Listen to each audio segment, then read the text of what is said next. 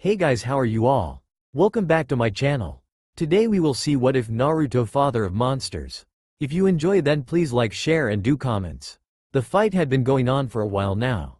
The landscape had taken a severe beating and her chakra reserves had taken more than just a critical hit. She was bleeding profusely and her body began to feel as if it was being weighed down heavily. She moved sluggishly as if she had subjected herself into wearing Gai Sensei's ultimate training weights. She felt exhausted. She also felt solace in the fact that she was not the only one struggling. She was exhausted, but she knew he was too. She just needed to outlast him. That she could do. She was a powerhouse and so was the monster within her. She was not going down before him. Believe it, Uzumaki Naruto was facing off Uchiha Sasuke at the Valley of the End. This was more than just a battle of wills. Only the stronger of the two would conquer and or survive. Sasuke was in his accursed form, using the disgusting powers that was forced upon him by the slimy creep, Orochimaru. Naruto felt an odd mixture of emotions. Disgust, pity, desperation, sadness, hopelessness, feelings she had not allowed to feel for years, threatening to swallow her whole. Why are you doing this? Naruto's brain had failed to comprehend Sasuke's twisted reason for deflection. You need to come back to Konoha. With me. It's where you belong. Quote. Her voice was a bit shaky, cracking beneath the weight of her feelings. There was just too much pain. Too much confusion, and just too much pain. The Kyuubi's power flowing through her was clearly affecting her. After all, she had been relying on the fox's power for quite some time now. Never before had she used so much of its power before. She could feel the dark energy swirling mauled through her, pushing up a rage buried so deep within, she wasn't sure if it was hers at all. Ever so often it escaped her in the forms of grunts, sharks and gnashing teeth.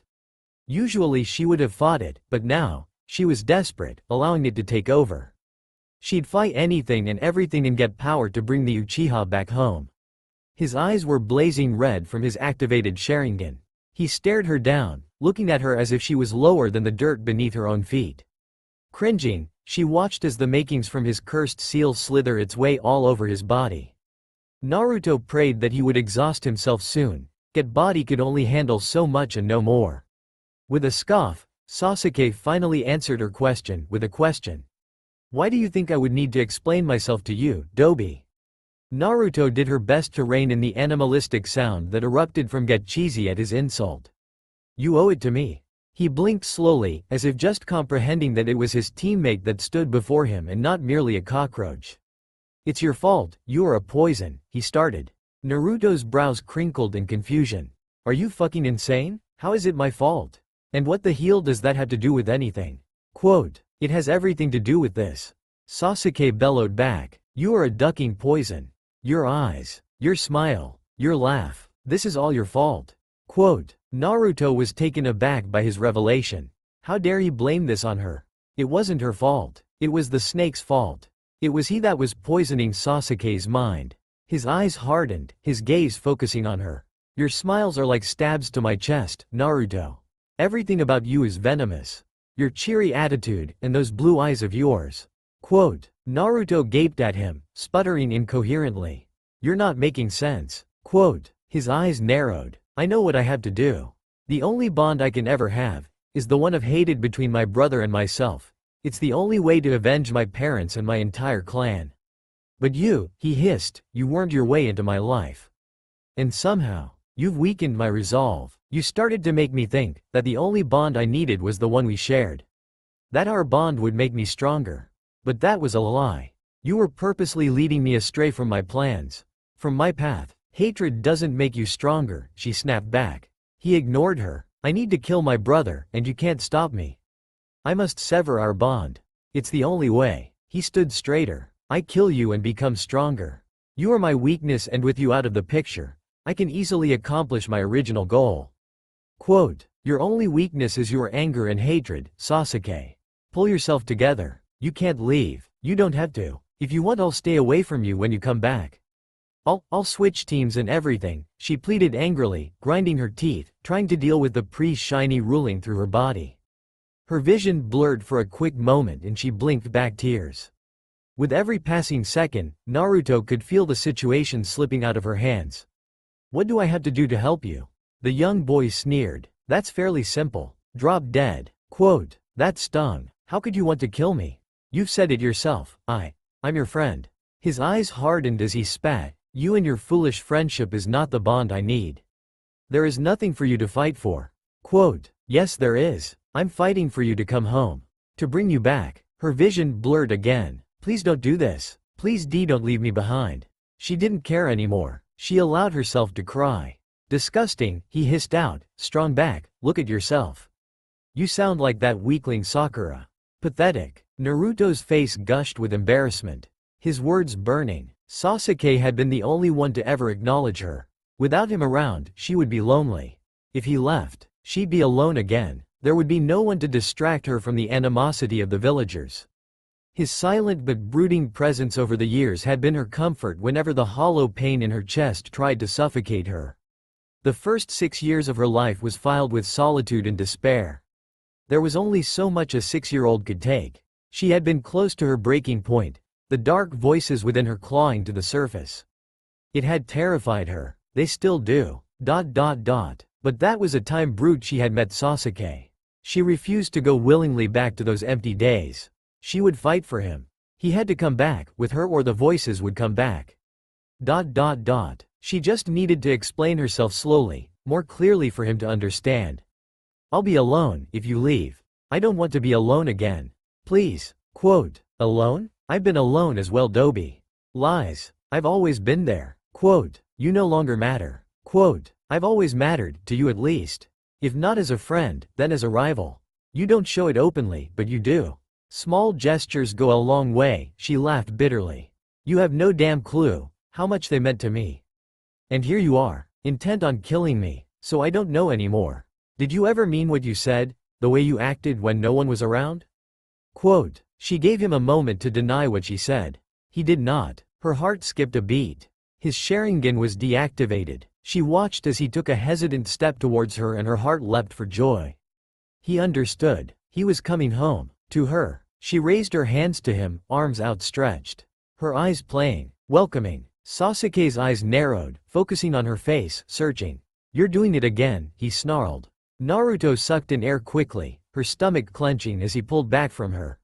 She dropped her arms. I'm not doing anything. Liar, he bellowed, activating his Sharingan anew with his anger. These feelings you create within me have no use.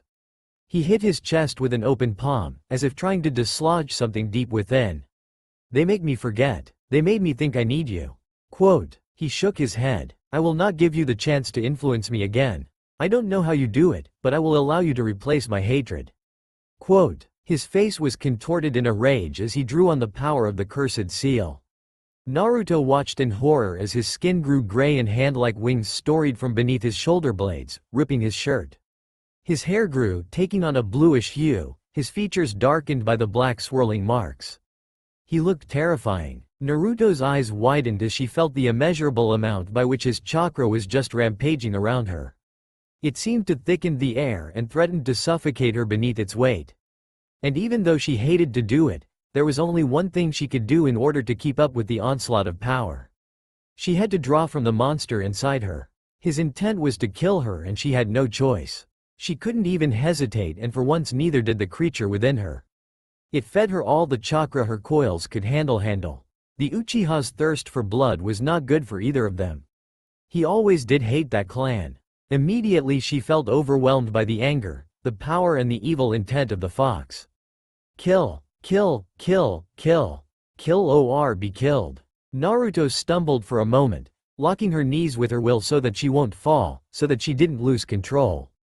No, that wasn't going to happen. She was going to beat him within an inch of his life, then drag him home so that Tsunade could help him. She did not thirst for his death. Foolish human, the fox bellowed in her mind. She winced and growled, cupping her temples. Shut up, she roared. Do you ever shut the fuck up? Be gone. She banished the creature further into her mindscape. It was Sasuke's turn to gape at Naruto, startled for a moment at her outburst. Who was she talking to? He took in the change in her appearance. The whisker marks on her cheeks darkened and widened. Her already sharp canines grew longer and sharper. Her nails lengthening into claws. What shocked him the most was the chinage in her eyes. Blue bled to purple, then to a deep red, her pupils becoming slitted. She looked dangerous. She looked wild. She watched as Sasuke drew on his chakra. Blue lightning forming in his hands, creating the sounds of thousands of birds Chidori. Naruto did the same forming a Akam, which helped her form the blue spiraling sphere Rasengan. She allowed the clone to dispel. Naruto focused on Sasuke. Her slitted eyes were hard now. The time for talking was over. She failed to convince him with words, so she was going to have to beat some sense into him. Sasuke charged and jumped, and she followed. Their attacks clashed, and all Naruto remembered was the building energies and then, nothing. She did not know how long it took for her to regain consciousness, but the heavy rain woke her. Immediately she gasped. Breathing was unnaturally hard for her to do. It was hard for her to even gasp for the much-needed oxygen. She gasped hungrily, choking on the blood that filled her mouth. Coughs shook her body and she was soon racked with an unimaginable amount of pain. The kind of pain she had never felt before. She shakily reached a hand to her chest, attempting to grasp at the fabric, but grabbed nothing. There was a hole in her chest.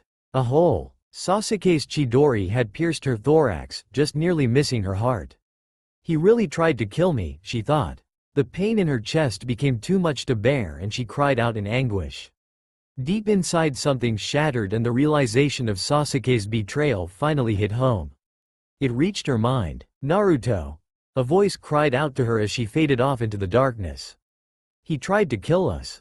Sasuke for a moment marveled at power Naruto had displayed. The red chakra that had oozed out of her was thick and smothering. He had no idea that she was hiding so much power from him.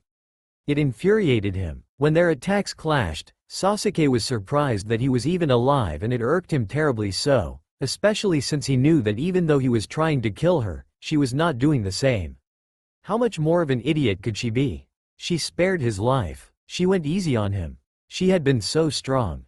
He remembered the feeling of his Chidori connecting with Naruto's skin, the telltale scent of burning flesh and sizzling fat. Bony ribs gave way, crumbling beneath his attack, his fist powering through the soft tissue of her lungs, then ribs and then nothing. He shoved his hand right through her. Naruto had stared back at him, eyes wide in disbelief. She gasped once, her hands fluttering up to rest on the arm running right through her. Her hands was cold. She gasped again and her knees buckled, her eyes rolling to the back of her head, and as she fell backwards, his arm was pulled from her chest with a loud and sickening squelching sound. He did it. She was dead. He watched as her body crumbled to the ground and he watched, fascinated as she ceased to move. The smirk left his face as soon as the first raindrops hit his bruised skin, reminding him of how much time had passed and how little he had until Naruto's backup would arrive. He needed to leave, and he needed to do it now. But first he had to check to make sure. As he stood over the blonde, his headband of the leaf fell from his head, his eye catching the scratch that cut the leaf insignia cleanly in half. The Dobi had actually managed to scratch his forehead. Sasuke found himself kneeling over the blonde, foreheads almost touching. He couldn't hear her breathing. His chest felt as if it was on fire. He killed her. Shouldn't he be happy? He was happy, right? Then what was this feeling?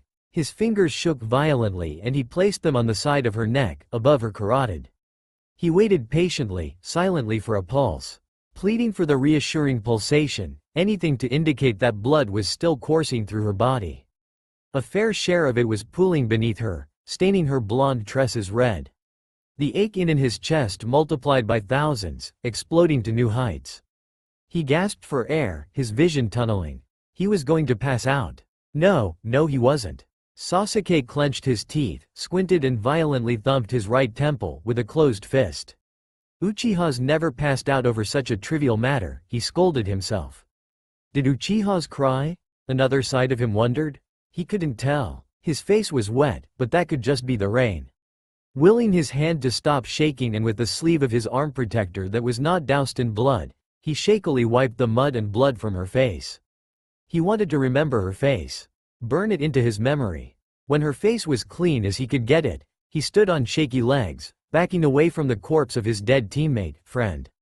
Oh fuck, his chest was burning. Stumbling to the ground, Sasuke emptied his stomach. It felt as if his body was protesting at what he had done. With a growl he pressed his fist into his stomach, punishing his body for its reaction. What is done, had to be done, he hissed aloud. It had to be done. He needed to be strong. He screamed his rage, his anger, his heartache to the muddy earth. Kabuto had fetched him from the battlefield, and if it wasn't for him, Sasuke was not sure he would have made it to Orochimaru's lair on his own. He had very little chakra left.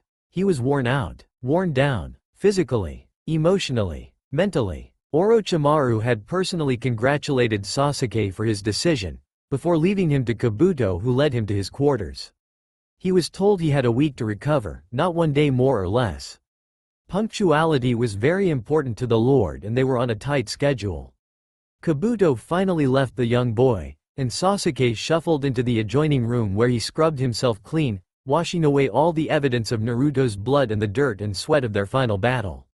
Finally clean, Sasuke allowed himself to collapse onto the bed. He covered his face and he breathed a shaky sigh. Slowing his breathing and his thudding heart, Sasuke began to ponder why he had thought she had died. She was like a cockroach. Hard to kill. He chuckled in disbelief as a huge wave of relief crashed over him.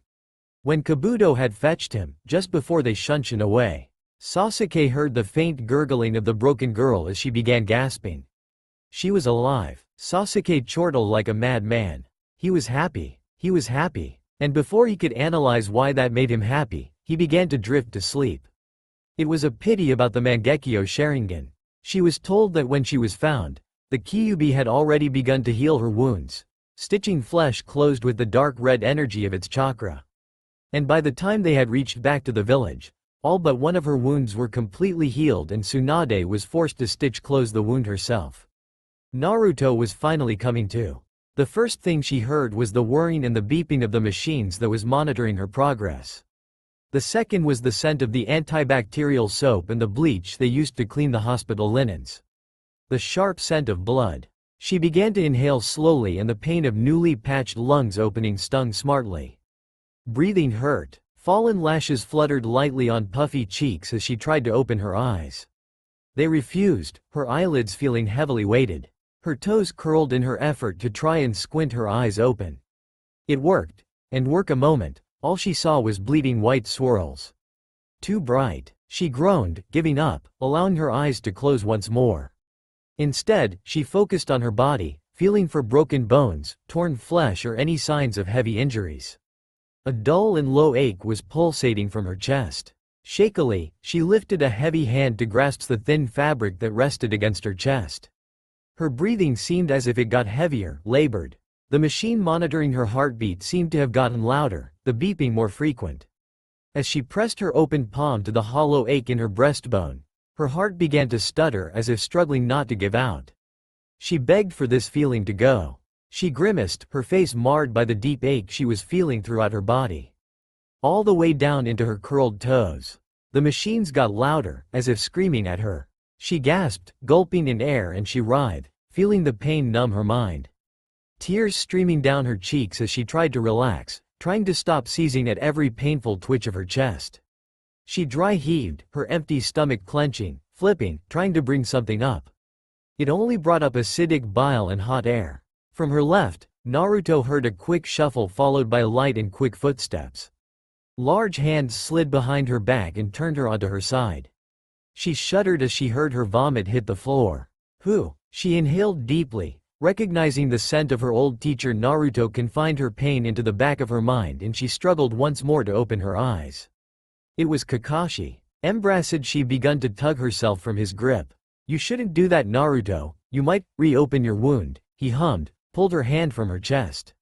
Take your time, you're not fully healed as yet. She stared up blearily at Kakashi's face as he began to prop her up on the bed, fluffing the pillows behind her.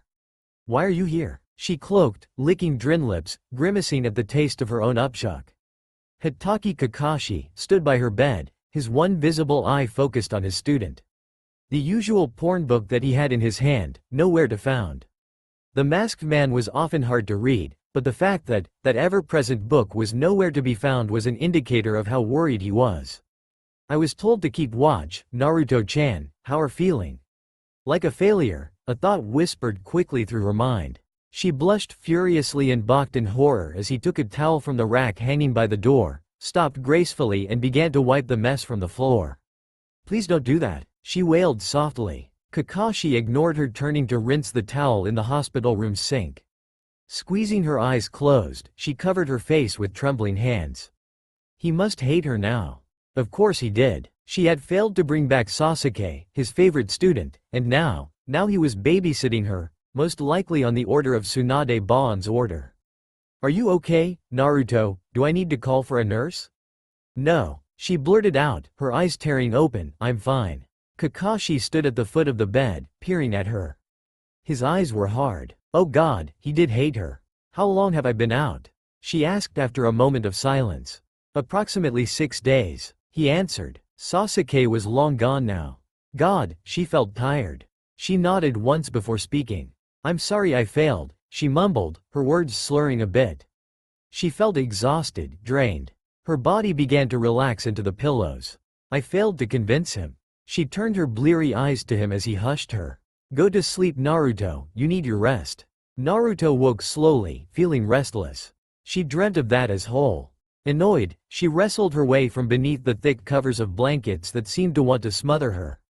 Judging from the scent, she figured that she was on Kakashi's bed. She wasn't exactly sure why, but she guessed that he was worried for her. Her nose crinkled in distaste as she remembered the incident that led her to be swaddled in his bed. This seemed to be a bad month for her. It was as if all her teammates were after her blood. She had been wandering aimlessly around the village, deep in thought, nursing her aching chest. The sharp pain had receded to a dull ache that she told herself that she could live with. But what she couldn't figure out was why the wound on her chest and its companion was healing so poorly. This had never happened before. It usually took days for her to recover, not weeks. And the pain was so intense that at times, she would quickly be soaked in a cold sweat that would cause her to shiver even beneath the hot Konoha sun. She guessed that this was maybe how Sasuke felt after the betrayal of his brother. She sighed and told herself to stop whining. She had just been released from the hospital. She should be rejoicing. She hated that place. For weeks Tsunade and Kakashi tried their best to cheer her up, to distract her. Tsunade Baon had even offered for Naruto to spend the day by her side. Naruto refused, content with strolling aimlessly all through the village. Naruto was sure that Sasuke's betrayal was her fault. She tormented herself with the guilt she felt and the pain of loss. Never before had she lost someone so close to her. The Sandaime Hokage, probably, but they were not as close as she and Sasuke had been. With Sasuke gone, Naruto felt as if something was missing. Another heavy sigh escaped her. Lost in her thoughts, Naruto didn't see the attack coming. A chakra-reinforced fist suddenly connected brutally with her cheek. She was thrown to the ground by the sudden force. Naruto swung quickly to her feet, crouching low, in a defensive position, taking in the individual that had attacked her. It was Sakura. The raging girl had her own arm outstretched after the punch she had thrown. "Sakura-chan?" Naruto mumbled hoarsely. She had not used her voice much in a while. Naruto had not seen the girl for weeks, and it was the first time that they were seeing each other after the failed retrieval mission. So why was she attacking her? "Don't you dare, Sakura-chan, me!" the pink-haired girl hissed, lowering her arm. "How could you?" She pointed a finger accusingly at Naruto. "You promised." Quote. Naruto straightened herself from her defensive position. "I know and I am sorry," she answered, taking it towards Sakura. Sakura stepped back, her face flushed red in anger. "No, don't come near me, Naruto." Her voice was high-pitched and she trembled as she clenched her fists. "Don't ever come near me again." Naruto couldn't understand what was happening. Confusion was written all over the Jinchuriki's face as her mouth opened and closed as shock. A crowd had begun to gather circling the two girls. Naruto looked around, flinching at the hard glares directed at her. They were whispering not too softly to each other. The villagers were watching her, waiting for her to mess up. Naruto faintly heard the whispered insults. She swallowed hard. This was bringing back too many memories. "Sakura-chan, this is not the place." "Like hell it is." Sakura shrieked. "You promised, Naruto. You promised that you would have brought him home." Naruto sighed. It was always about him. She should have seen it coming. Of course she remembered the promise. She made it to Sakura before she had left. And of course Naruto knew she had failed and was already blaming herself enough for it. Let me explain. I tried. No, Naruto, let me explain. I don't want to hear your lame excuses. I knew from the start that I should have never trusted you. You would never be able to bring him back. After all, what have you ever achieved? You are not the dead last for nothing. Sasuke was right. You are Dobi. You are worthless. The crowd watched silently, fascinated by the display and the open dislike for the blonde Jinchuriki. Naruto started to feel nauseous and then irate at the wet feeling on her face. She used the back of her hand to wipe at the feeling, her eyes widening when she realized that the wetness was blood. Her nose was bleeding. Sakura had hit her hard enough that she got a nosebleed. The blonde unconsciously took another step towards Sakura, the dull pain in her chest spiking, making her wheeze slightly. I hate you, Naruto, Sakura shouted before spitting at Naruto's feet. An eerie silence descended upon the crowd. Never in her life had Naruto felt so embarrassed. So low, so worthless. Naruto focused on the wetness on her hand, the red blood mocking her. She could no longer delude herself. It was not the anger that was talking. Sakura truly hated her. Her second and last teammate had turned her back on her. For the second time in a span of a few sorry weeks, Naruto felt as if something shattered within her. And this time, she swore she heard the shards clanking to the floor of her inner soul. A monstrous roar echoed in her head. It was rage-filled and terrifying. An anguished expression crossed her face briefly before she schooled her face into a blank stare that Neji would have been proud of. Naruto wiped the back of her hand on her orange jumpsuit. She hissed, as the dark voice within her urged her to answer the pink girl. Urged her to murder the girl before the villagers to show her dominance. Her power. Her mouth opened before she could stop herself. If I'm so worthless, relative to you of course, Sakura-chan, why is it that you never retrieved the Uchiha yourself? Naruto sneered, her body moving, circling the girl as a hunter would. Oh, I know. It's simply because, it's you who are truly worthless. You knew that you had no chance and you knew I am worth more to him than you could ever wish to be. And that's saying something, isn't it, Sakura-chan? Sakura gasped in rage and lashed out against Naruto with her fist. Naruto swore she heard her neck snap from the force of the punch. Don't you dare say that, Sakura bellowed in a panic-stricken voice. Turning slowly to face the girl, Naruto touched her busted lip before chuckling darkly. She took a step towards Sakura, teeth bare in a not-so-friendly smile. Her eyes turning a light shade of purple before returning to the icy glare that Sakura had only seen Sasuke perfect. Naruto grabbed Sakura by the front of her shirt. Hit me again and I will fucking kill you. Gasps escaped the crowd and the people began to murmur. Naruto didn't care what they were saying, this was what they were waiting for anyway. Waiting for her to fuck up. So, she's finally showing her true colors. I knew the monster couldn't hide her ways forever. So vicious. Sakura's knees buckled, as the blonde girl released her from her grip. Sakura fell to the ground, terrified, smothered by killed intent, gazing up into the icy blue gaze of her ex-teammate. Naruto's heart was thumping, echoing loudly in her ears, and for a moment, time slowed and she could only hear her heartbeat and the villagers' angry whispers. Sakura trembled at her feet. Always playing the victim, a dark voice cackled, should have been an actress. Ma, what is going on here? A lazy voice asked, are we having a problem? Sakura-chan, can you get up? Quote. Naruto didn't even flinch as Kakashi rested a hand on top of her head and ruffled her hair. Sensei, cried Sakura in relief. Why are my cute little students fighting? Kakashi asked. Naruto pursed her lips and looked away. She watched, confused for a moment as Shikamaru, Kiba and Choji began ordering the villagers to disperse from the area. Begrudgingly the villagers did as they were told. Luckily for you Sakura, Shikamaru and the others called me. Who knows what could have happened? None of the boys moved to help Sakura, instead they chose to remain standing behind Kakashi and the blonde girl. They looked displeased. They had overheard the altercation and they were not too happy with Sakura. Naruto had done everything she could when it came to the revival mission. They all did. Troublesome, Shikamaru murmured. Sakura flinched. I think you should go home, Sakura, Kakashi said after a pregnant pause. Sakura nodded quickly before rushing off home, her eyes lingering on the savage look on Naruto's face. With a shaky sigh, Naruto began to claw at her heart, her face relaxing.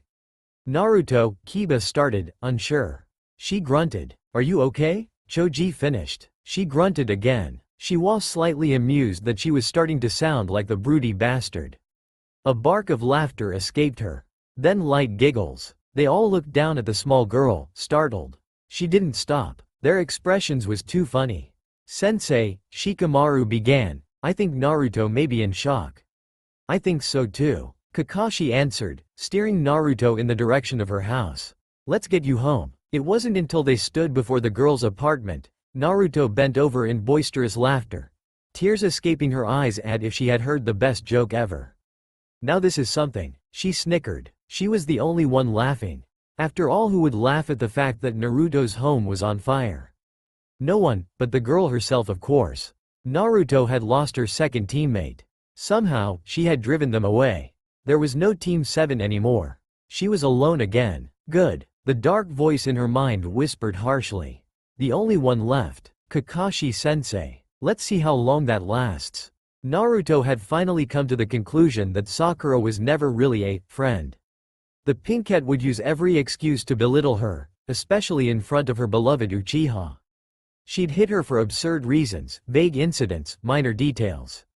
The little bitch was always violent towards you. We should get rid of her.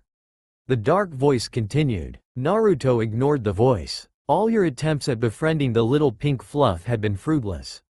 The girl had never agreed to hang out with us, and she was always obsessive of the Uchiha. Naruto knew that Sakura had always been the #1 fangirl of Sasuke. That only should have been a hint that the girl cared little for her. But Naruto was trying desperately to make friends. The fangirls hated her, the others hardly tolerated her, and the boys, well, she had formed some kind of kinship with the troublemakers of the class Kiba, Choji and Shikamaru during detention. There was never any friendship between us and the Haruno girl.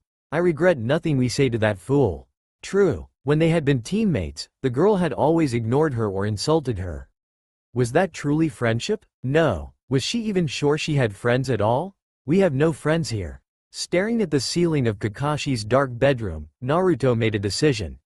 She would never allow anyone to make her go through the pain of abandonment again.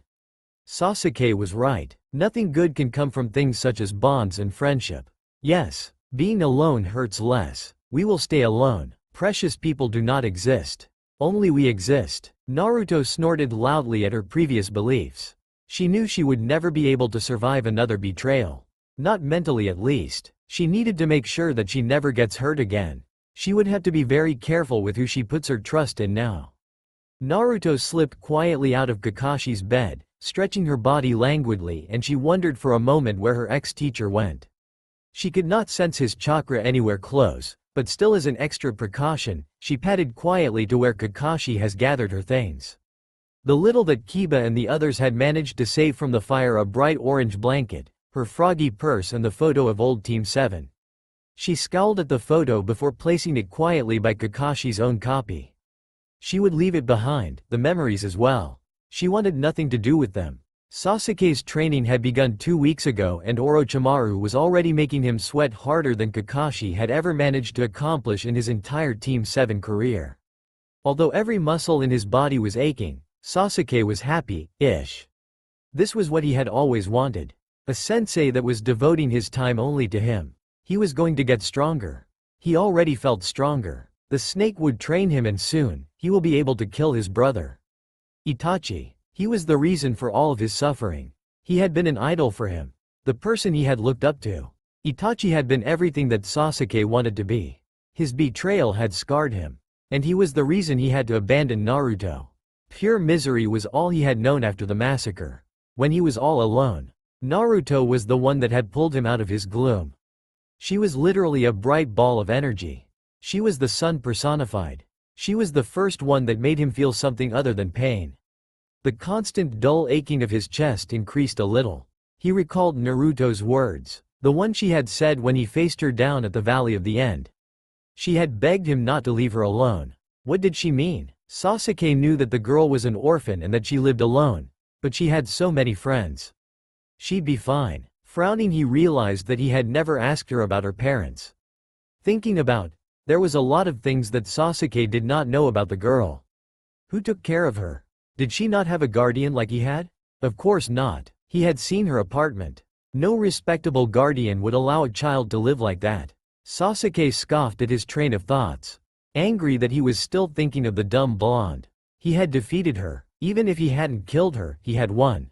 He was over her, over their bond. He had left her behind because she was a hindrance. She was the reason why he was weak. She had distracted him from his true goal. So what? So why was he wondering if she was okay? His body trembled beneath the weight of his anger, as he realized that somehow, even though she was miles and miles and miles away, she was still worming her way into his thoughts. Night had fallen. The sky was clear. The stars were twinkling, but no clouds to count. Troublesome. Nara Shikamaru was walking through the dark streets of Konoha. The Hokage had asked for Kakashi, Kiba, Choji and Shikamaru to report to her office and give her the details of the Haruno incident as well as the burning of the Naruto's apartment. None of the rookie 9 or teen guy had seen the pink-haired girl after the confrontation. But it was not like they were looking for either. They were disappointed with her behavior. Even Ino admitted that Sakura had gone too far with her obsession over the Uchiha. Naruto was a nice girl. Sure, she was loud and annoying at times, but everyone liked her lively behavior. They saw how she was slowly changing from the defection of her best friend. So Sakura's words must have made her snap. Shikamaru had never heard the blonde girl curse someone so maliciously. He shuddered, remembering the savage look in her eyes. Troublesome. The Nara heir had unconsciously picked up his pace, sweat running down the back of his neck. He halted when he heard the muffled cries from a small dark alley he had just crossed. Listening carefully, deep voices could be heard, but he couldn't make out the words that were spoken. He debated with himself whether to take the lazy way out and not intervene or be the chunin he now was and stop whatever the hell was happening. Clicking his tongue in exasperation, he muttered another, troublesome, before turning into the alleyway. He flittered soundlessly from shadow to shadow, undetected. Must be citizens, he thought, since they did not sense his presence. Finally, his eyes landed on the 5 men. 5 large men, that stood over a small crouched figure. His brow furrowed in disbelief, his eyes widening when he took in the bright orange jumpsuit that only one person in their not-so-sane mind would wear. Naruto was stooping so low, covering her blonde hair with her arms as one of the men pissed on her. Another was kicking her in the back of her head. Hard. The others were laughing, spitting and hissing insults at the blonde. Die, demon. Shikamaru was baffled briefly at the insult. Naruto was the farthest thing from a demon.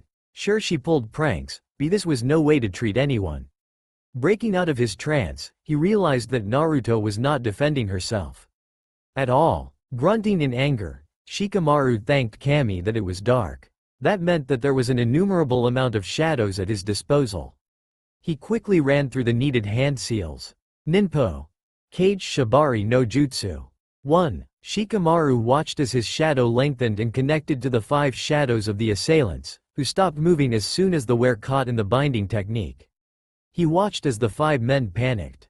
The damn demon bitch has placed us under a spell. Racing over, Shikamaru swiftly knocked them out, with a well-placed pinch between their shoulder and neck. He released the men and they fell over unconscious. Naruto, Shikamaru called as he crouched down, touching the shivering girl's shoulder. His nose scrunched up as the scent of the man's pee hit his nostril. He shot a dirty glare at the unconscious man. His pants was still around his ankles. Shikamaru was briefly tempted to call Kiba and have a Kumaru bite his. He watched as the girl pull her hands from her head, and then stand on shaky feet, eyes avoiding his face. Naruto, what happened? The brunette quietly urged from the girl. He was worried for the blonde. She had just recovered from a life-threatening injury. That, my friend, is a typical Tuesday. A voice by his right said. Shikamaru's neck snapped aside, facing the direction the voice came from. The pineapple head boy was faced with a cleaner Naruto. A wide smile on her face. Shikamaru winced, her bright smile seemed almost painful. The distinctive popping sound of a clone dispersing sounded from in front of him. The clone was gone. The Naruto he faced winced at the sudden onslaught of her clone's memories. What the hell just happened? The Nara asked. Nothing, just troublesome stuff. Didn't mean for you to get involved. She answered. Shikamaru grabbed her wrist as she tried to walk away from him. That was not nothing, he said gruffly. Forget it. Just forget about it, she said, trying to wiggle out of his grasp. He tightened his grip and stared down at the blonde. Why did they beat you? They didn't beat me, that was a blood clone. She answered. A clone is an extension of you, Naruto, you know that. Don't try to play smart with me, he hissed. Her eyes shot down to her feet. We should go to the Hokage. These men need to be punished. Her head shot up and her blue eyes focused with his brown eyes. Please leave it alone, Shika. The boy regarded her tired face. What was that look in her eyes? He couldn't place it. I can't let it go. I'm worried about you. He gently encouraged her to confide in him. I said leave it the fuck alone.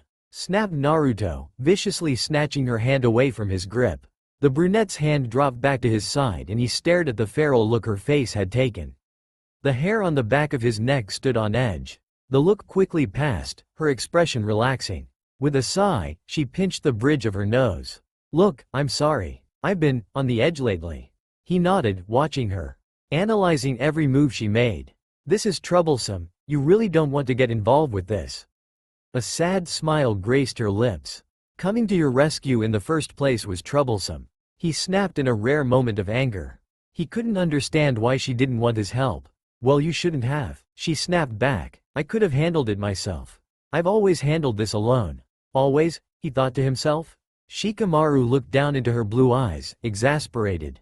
This is what you call handling? He gestured to the fallen men. Letting these assholes beat you up, clone or not. I know these men are no match for you.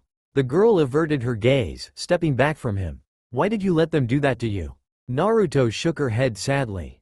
You wouldn't understand. And in a whirlwind of leaves, she disappeared. Shikamaru had just finished his report to the Hokage. At first she was surprised to see him back in her office so soon again. But now, the Godem was livid. With a quick hand seal, 4 Anbu ninjas appeared before the Hokage's desk. They all lowered their heads, bowing respectfully awaiting Tsunade's order. She gave the bird-masked Anbu the direction to the alley that Shikamaru had left those unconscious men. She instructed him, or her, to deliver them to the torture and interrogation division. The Anbu shined away as Tsunade turned to the other 3. Get me Jiraiya. Start your search at the local brothel, she ordered. The remaining Anbu disappeared, leaving Shikamaru and Tsunade alone in the office. Tsunade mumbled incoherently beneath her breath, having completely forgotten that Shikamaru was still in her office. This was troublesome, but Shikamaru had no intention of reminding her that he was still around. His brain was already processing everything he had seen. He was hoping he would learn more about the younger blonde. The Godem downed her glass of sake, grunting that she was too old for all of this shit. Shikamaru watched as Tsunade down all of the sake in her bottle. He marveled at seeing the leader of his village drowning her sorrows with liquor. He never knew that the news about Naruto would have affected her so heavily. He opened his mouth to speak when Tsunade called for her assistant. Shizune. The door to the Hokage's office busted open. A woman in her late 20s rushed past him. She shot him a confused look. Shikamaru shrugged. Tsunade-sama. The woman asked breathlessly, squeezing the small pig to her chest as she bowed respectfully. Shizune, more sake. The Hokage demanded. Tsunade-sama, you shouldn't, the assistant began, trying to warn the Hokage of the ill effects of her drinking so much. Now, the blonde Hokage ordered, jumping from her chair, slamming her closed fist on her desk. Yes, Hokage-sama. Her assistant fled from the office, the pig squealing its displeasure. Shikamaru twitched when the Hokage's eyes finally his. She had forgotten about him. What are you still doing here? She asked him. He shrugged lazily. You didn't dismiss me, Hokage-sama. Tsunade sighed heavily. She started, interrupted by the tall man with spiky white hair in his 50s that jumped in through the window. His wooden sandals clacked as he landed on the floor. Shikamaru guessed that this was Jiraiya, the man that Naruto had spent a month being trained by for the final of the Chunin exams. Tsunade-hime, you called? It's about Naruto, she started. Jiraiya stood a little straighter, and Shikamaru watched surprised as his shoulders tensed, his attitude changing from the old goofy man to an attentive shinobi. What about her? He asked, his voice steady, not betraying his actual worry. Some civilians caught her alone earlier and beat her up, the Hokage answered with a heavy sigh and a quick shake of her head. Shikamaru here brought it to my attention. Shikamaru stood at attention as the older man spared him a quick glance. The ungrateful bastards are getting cocky. Probably thought they could have gotten away with it after that Haruno incident. Do you need me to get them? He asked with a dark snarl. No, she answered, I've already sent Anbu after them. The tall man crossed his muscled arms over his chest, eyes locking with Tsunade's. Do you know where she is? He asked. No, she ran before I could convince her to come with me to Hokage-sama. Shikamaru answered. Quick question Hokage-sama, Jiraiya-sama, you said Naruto was beaten again. She herself had hinted that this was a typical Tuesday. Why is that so? Jiraiya squinted his eyes at the young boy. Pineapple hair, lazy attitude and quick thinking. Must be Shikaku's boy, Jiraiya thought to himself. Why would you want to know? Without hesitating, Shikamaru answered the legendary Sannin, because I'm the one who found her, and it would be bothersome for me to not know my friend feels the need to hide her feelings from me. Jiraiya grinned at the boy, pleased with his answer. Sorry kiddo, but you are going to have to ask her that yourself. I'm not privy to give you that information. Shikamaru smirked. Is this because you don't know yourself? Jiraiya winced. It was true. He did not know the real reason why Naruto subjugated herself to being beaten by the civilians. Looks like I'm the talk of the town. A voice chuckled. They all looked towards the window where the voice came from. It was Naruto. Gaki, cried Tsunade, as she rushed over, pulling Naruto into her arms in a bone-crushing hug. Kami, old woman, do you plan to kill me? Naruto wheezed, tearing herself away from the older blonde. I was worried about you, you stupid brat. Tsunade answered, punching Naruto's shoulder. Ah, ouch. What are you going senile? Nothing is wrong with me. Naruto whined, rubbing her aching shoulder. Nothing, kid, you and Pink Fuzz fought today. And that incident in the alley. That was not nothing. Naruto shot a glare at Shikamaru, who shrugged his shoulder nonchalantly. Talk to us Gaki, what happened? Jiraiya asked. Naruto pressed her lips closed, shooting an uncertain look at Shikamaru. Tsunade followed her gaze. Shikamaru, I think it's time for you to go. Shikamaru nodded, bowing in respect before leaving the room. Shikamaru had decided that he would not try to push his luck. Naruto was obviously not comfortable in sharing her thoughts when he was around. But why, what would be so bad, that she would allow herself to be beaten? As if she was punishing herself for something. Walking down the long hallway, he was broken from his thoughts when a red-faced Shizune hurried past him, with 4 large sake bottles in her hands, the squealing pig hot on her heels. Troublesome? When Naruto fled from Shikamaru, her first instinct was to go home. Stopping herself in mid-run, she remembered that her home, her shitty little apartment had been burnt to the ground. Naruto's knees weakened and she flopped down into a sit where she had just stood. She had nowhere to run to. No safe haven, where she could be herself. Oh, Kami. Her plants were gone. Her apartment was no longer there, she has nowhere to go. Resting her elbow on her knees, she dug her fingers through her hair, shoving her fingernails into her scalp. Her chest tightened for a brief second and she choked on a sob. It had finally hit home. She had lost everything. Her best friend, her teammate and her apartment filled with all her precious plants. Naruto ignored the dark whisperings in the back of her mind. Taking a shaky breath, Naruto pulled her hands away from her scalp, straightening her body. She sat completely still, holding her breath, willing the wave of emotion that was threatening to drown her. Her gaze drifted to the Hokage mountain, an unknown forcing having pulled her knees to chest before resting her chin on her kneecaps. If anyone was to happen to run across on the rooftops she sat, they would have seen her at her most vulnerable. She was pale and thin. She had lost so much weight in such a short period of time. Her blonde hair was wild and unkempt and her large blue eyes seemed to have sunken into her face. Her whiskers seemed faint, the moonlight giving it a silverish glow. She looked sick. She looked broken. Naruto allowed her thoughts to wander about the previous leaders of Konoha. It was not long ago that she had imagined that one day her face too would be carved into the mountain, proclaiming her to be the strongest and the greatest ninja of her generation. She had wanted to be Hokage, to protect Konohagakure. The usual warmth that typically followed these thoughts did not come. Are you willing to protect a village that cares nothing for us? The voice was back again. That voice that sounded like hers, but wasn't hers. Are you willing to protect a village that hate us? She hissed at the inner voice. They despise our existence and cause nothing but pain and misery. Why had the voice come back?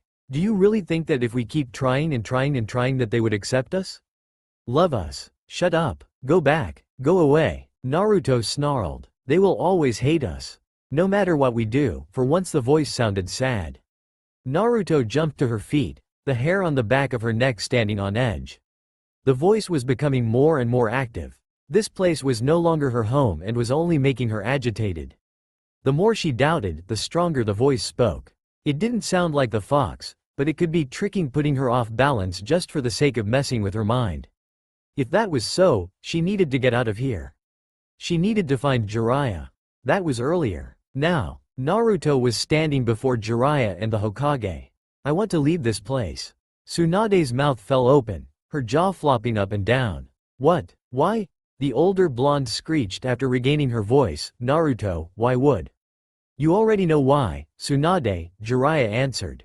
Naruto watched as Tsunade's mouth snapped closed and she pursed her lips. I know you will be leaving Konoha soon, Jiraiya-sama, and I would like to accompany you. Jiraiya and Tsunade glanced at each other shocked. She had not called the old toad sage by his usual nickname and with respect. This showed the seriousness of the situation. You do not have to take me on as your prodigy, for even I know I'm not worth of that title, but as your personal assistant. Naruto smiled sadly before bowing deeply. Please, Jiraiya-sama, Naruto's voice broke. Naruto remained in her bow, her body at a rigid 90-degree angle waiting for the Sanin's answer. Tsunade and Jiraiya hated the air of depression that hung over the usually hyperactive blonde. They hated that she had put herself down so easily. The Uchiha had destroyed the girl's confidence. Her spirit. Uzumaki Naruto. Jiraiya started. Naruto straightened herself after the long pause. Jiraiya had not yet spoken. Tsunade's eyes teared up at the expression in the child's unsmiling face. Her heart clenched painfully at the picture the younger girl painted. She stood rigid, her legs spread hip-width apart. Naruto's face was emotionless, but her eyes said more. It screamed desperation and hope. She wanted to get away from the place that was causing her nothing but pain. It was Jiraiya to choose whether he would save her or leave her to despair. Uzumaki Naruto, I would gladly accept you. Not as an assistant, but as my student. You are worthy. You are a capable shinobi and therefore capable of being my prodigy. Grinning sheepishly, Jiraiya chuckled, breaking the tension. Actually, I was planning on asking you to come with me. You just beat me to the punch. A bright and brilliant smile broke across Naruto's face and the breath that was Tsunade was holding burst from her. Really? She squeaked, bouncing on her toes. You'll take me with you? Yes, Jiraiya answered. Naruto launched herself at the old man, wrapping her thin arms around his thick neck. She held on tight, her feet dangling to the floor. The girl was small, even for her age. Years of malnourishment had stunted her growth. Jiraiya sighed heavily, wondering how he had not noticed how small and light the girl really was. No wonder the Uchiha had placed a hole through her so easily. Jiraiya wrapped his arms around the child, hefting her into a huge bear hug. He winced when he felt hot tears fall onto his shoulder. Thank you. Naruto mumbled gratefully, thank you, thank you, thank you. Tsunade reached, gently patting Naruto's back, sharing a look with the toad Sennin. With a quick nod, she approved of her adopted sister's trip with her old teammate. We'll be gone for 2 years, Jiraiya said, lowering Naruto to the ground. She took her footing, quickly rubbing her tear-reddened eyes. Fine by me, Arrow Sennin, she grinned. You brat, I told you not to call me that. I calls him like I see him, pervy sage sensei. Jiraiya grumbled beneath his breath, pretending to be upset. One day you'll regret me. He grabbed her cheeks and pulled on them. Tsunade smiled, a bit sadly. Well, that's that. Get out of my office, you two. She walked over to her desk. Get going, I've got paperwork to do. Ruffling Naruto's hair, Jiraiya headed out of office first. With a shy glance, Naruto made her way to Tsunade, who was now sitting at her desk. Yes, Gaki? The Hokage inquired. Naruto quickly leaned over and placed a peck on the woman's cheek. With a blush she said, thank you, Ba-chan, before rushing from the room. Tsunade watched as the daughter of the Yellow Flash quickly escaped from her view. Unconsciously, she placed a hand on her cheek, blushing in happiness. Silly brat. I told her to stop calling me that. She murmured happily. The next morning, Naruto left with Jiraiya. She felt no need to inform anyone that she was leaving. Not like anyone would care anyways. But, if anyone was to ask, she was sure that the Hokage would inform them of her decision. Leaving Konoha behind, Naruto felt no regret, no sadness, and no guilt in leaving behind a village in which no one wanted her. In fact, she was more excited in meeting new people against her situation. People who did not blindly fear her. With every step she took, her mood improved and she was happy. Genuinely happy. The voice was silent, seemingly happy with her decision as well. 2 weeks had passed since Naruto left Konoha with Jiraiya. Naruto sat silently by the campfire, picking at the roasted fish Jiraiya had just handed to her. She took a tentative bite, her mind processing the information that Jiraiya had told her. The Akatsuki, the organization to which Itachi Uchiha belonged to, was hunting down the 9 Biju. No one knew why, but everyone was staying far away. They all knew it was something bad, and that was all the information that they needed. Itachi and his shark partner had already cornered her, and lucky for her, she got away. She wasn't sure how, but she had escaped. Are you worried? With a quick shake of her head, Naruto grinned then scoffed. Yeah, right, as if I'm going to let that walking fin soup and that crow catch me. Jiraiya smiled as well, finishing up with his fish. Well then, now that we've got that out of the way, I need you to turn in early. No scroll reading late into the night. I want us to head into the nearest village before sundown for research. Jiraiya waggled his eyebrows playfully at Naruto as she scowled at him. You're a sick and nasty old man, Ero Sennin, Naruto said, finally taking a large bite from her fish. Jiraiya smiled to himself, happy that she was finally eating her meal. Minutes later they were both winding down for bed. She crawled into her tent. Naruto called a quick good night to the old man. Wiggling into her sleeping bag, Naruto settled down for her rest. That night she dreamt. In Otogakure, Sasuke was panting, sweating profusely and bleeding from the many different cuts that littered his body. He was hurting pretty much everywhere. Orochimaru was a strict sensei. He was dedicating 5 hours every day for training with the young Uchiha. In just the 2 weeks that he was being trained by the Snake Sennin, the boy's strength had almost doubled and his speed increased immensely. Sasuke felt himself getting stronger by the day. For him, this proved that leaving Konoha was right decision. He was certain that none of his former teammates of the rest of the Rookie 9 was at his level by now. He had a sensei that was totally dedicated to him. And to him alone. He paid attention to him and taught him everything he knew. Because he wants your body, a treacherous voice spoke in the back of Sasuke's head. He only trains you to take over your body and you will die. You should have stayed with her. Sasuke shook his head, trying to get rid of the voice of doubt, and the seconds of confusion almost cost him his right leg as Orochimaru's katana came flying at his right. He threw himself to the left and instead of getting his leg speared through, he received a deep wound on his outer thigh. It was bleeding stronger than any of the other wounds. The Snake Sennin sheathed his katana. His eyes slitted, regarding the young boy coldly. Sasuke stared back, his eyes at first was unwavering. He would never admit it to anyone, but secretly, Orochimaru's eyes unnerved him. They always held a look of insanity and sometimes, desire. Sasuke soon averted his eyes. He always lost at these staring matches. But he told himself that one day, when he was strong enough, he would not back down from the old sly snake. However, he still needed the Sennin's training and thus had to swallow his famous Uchiha pride. Let Kabuto patch you up and then take a rest. You will be sparring with Kabuto in the morning. With an elaborate spin, the Snake Sennin left the training grounds. Finally allowing himself to hiss in pain, Sasuke glanced down at the gaping wound on his thigh. So stupid, how could he get so distracted during training? Because of his lack of concentration, his training was cut short. It was because of his lack of concentration he got wounded. And it was all because of the damn Dobi. With a bitter curse, Sasuke limped to Kabuto's office to get his wounds treated before retreating to his room. I swear, Teme, if you say anything else, I'm going to kick your ass. Naruto hissed down at Sasuke and Sakura, who were currently standing at the foot of the large tree in the middle of the forest, matching looks of irritation directed at Naruto. Naruto herself was perched precariously high above her teammates in the same tree, cautiously edging outwards towards the striped cat resting on one of the further-reaching branches. Sasuke ignored the blonde's angry tone. "Hurry up, Dobi," he grounded out. "You are wasting time." "That's right," Sakura chimed in. Sasuke would have gotten Tora-chan already. Naruto scoffed at Sakura, ignoring the pink-haired girl. Sasuke did the same, knowing that she was imagining an elaborate rescue of said feline by none other than the awesome Uchiha heir. Turning her sights back to the cat with a slight pout on her face, she whined about how stupid the cat was for getting herself stuck in a tree and how stupid she was for volunteering in the first place. Shooting a quick glare to her sensei, who was sitting comfortably on a large rock, reading, Naruto vowed to burn his book in revenge. The Junin seemed to feel the intensity of her short glare as he lifted his gaze to the blonde before turning his solitary eye back to his reading. "Be careful, Naruto, a fall from that height could kill you."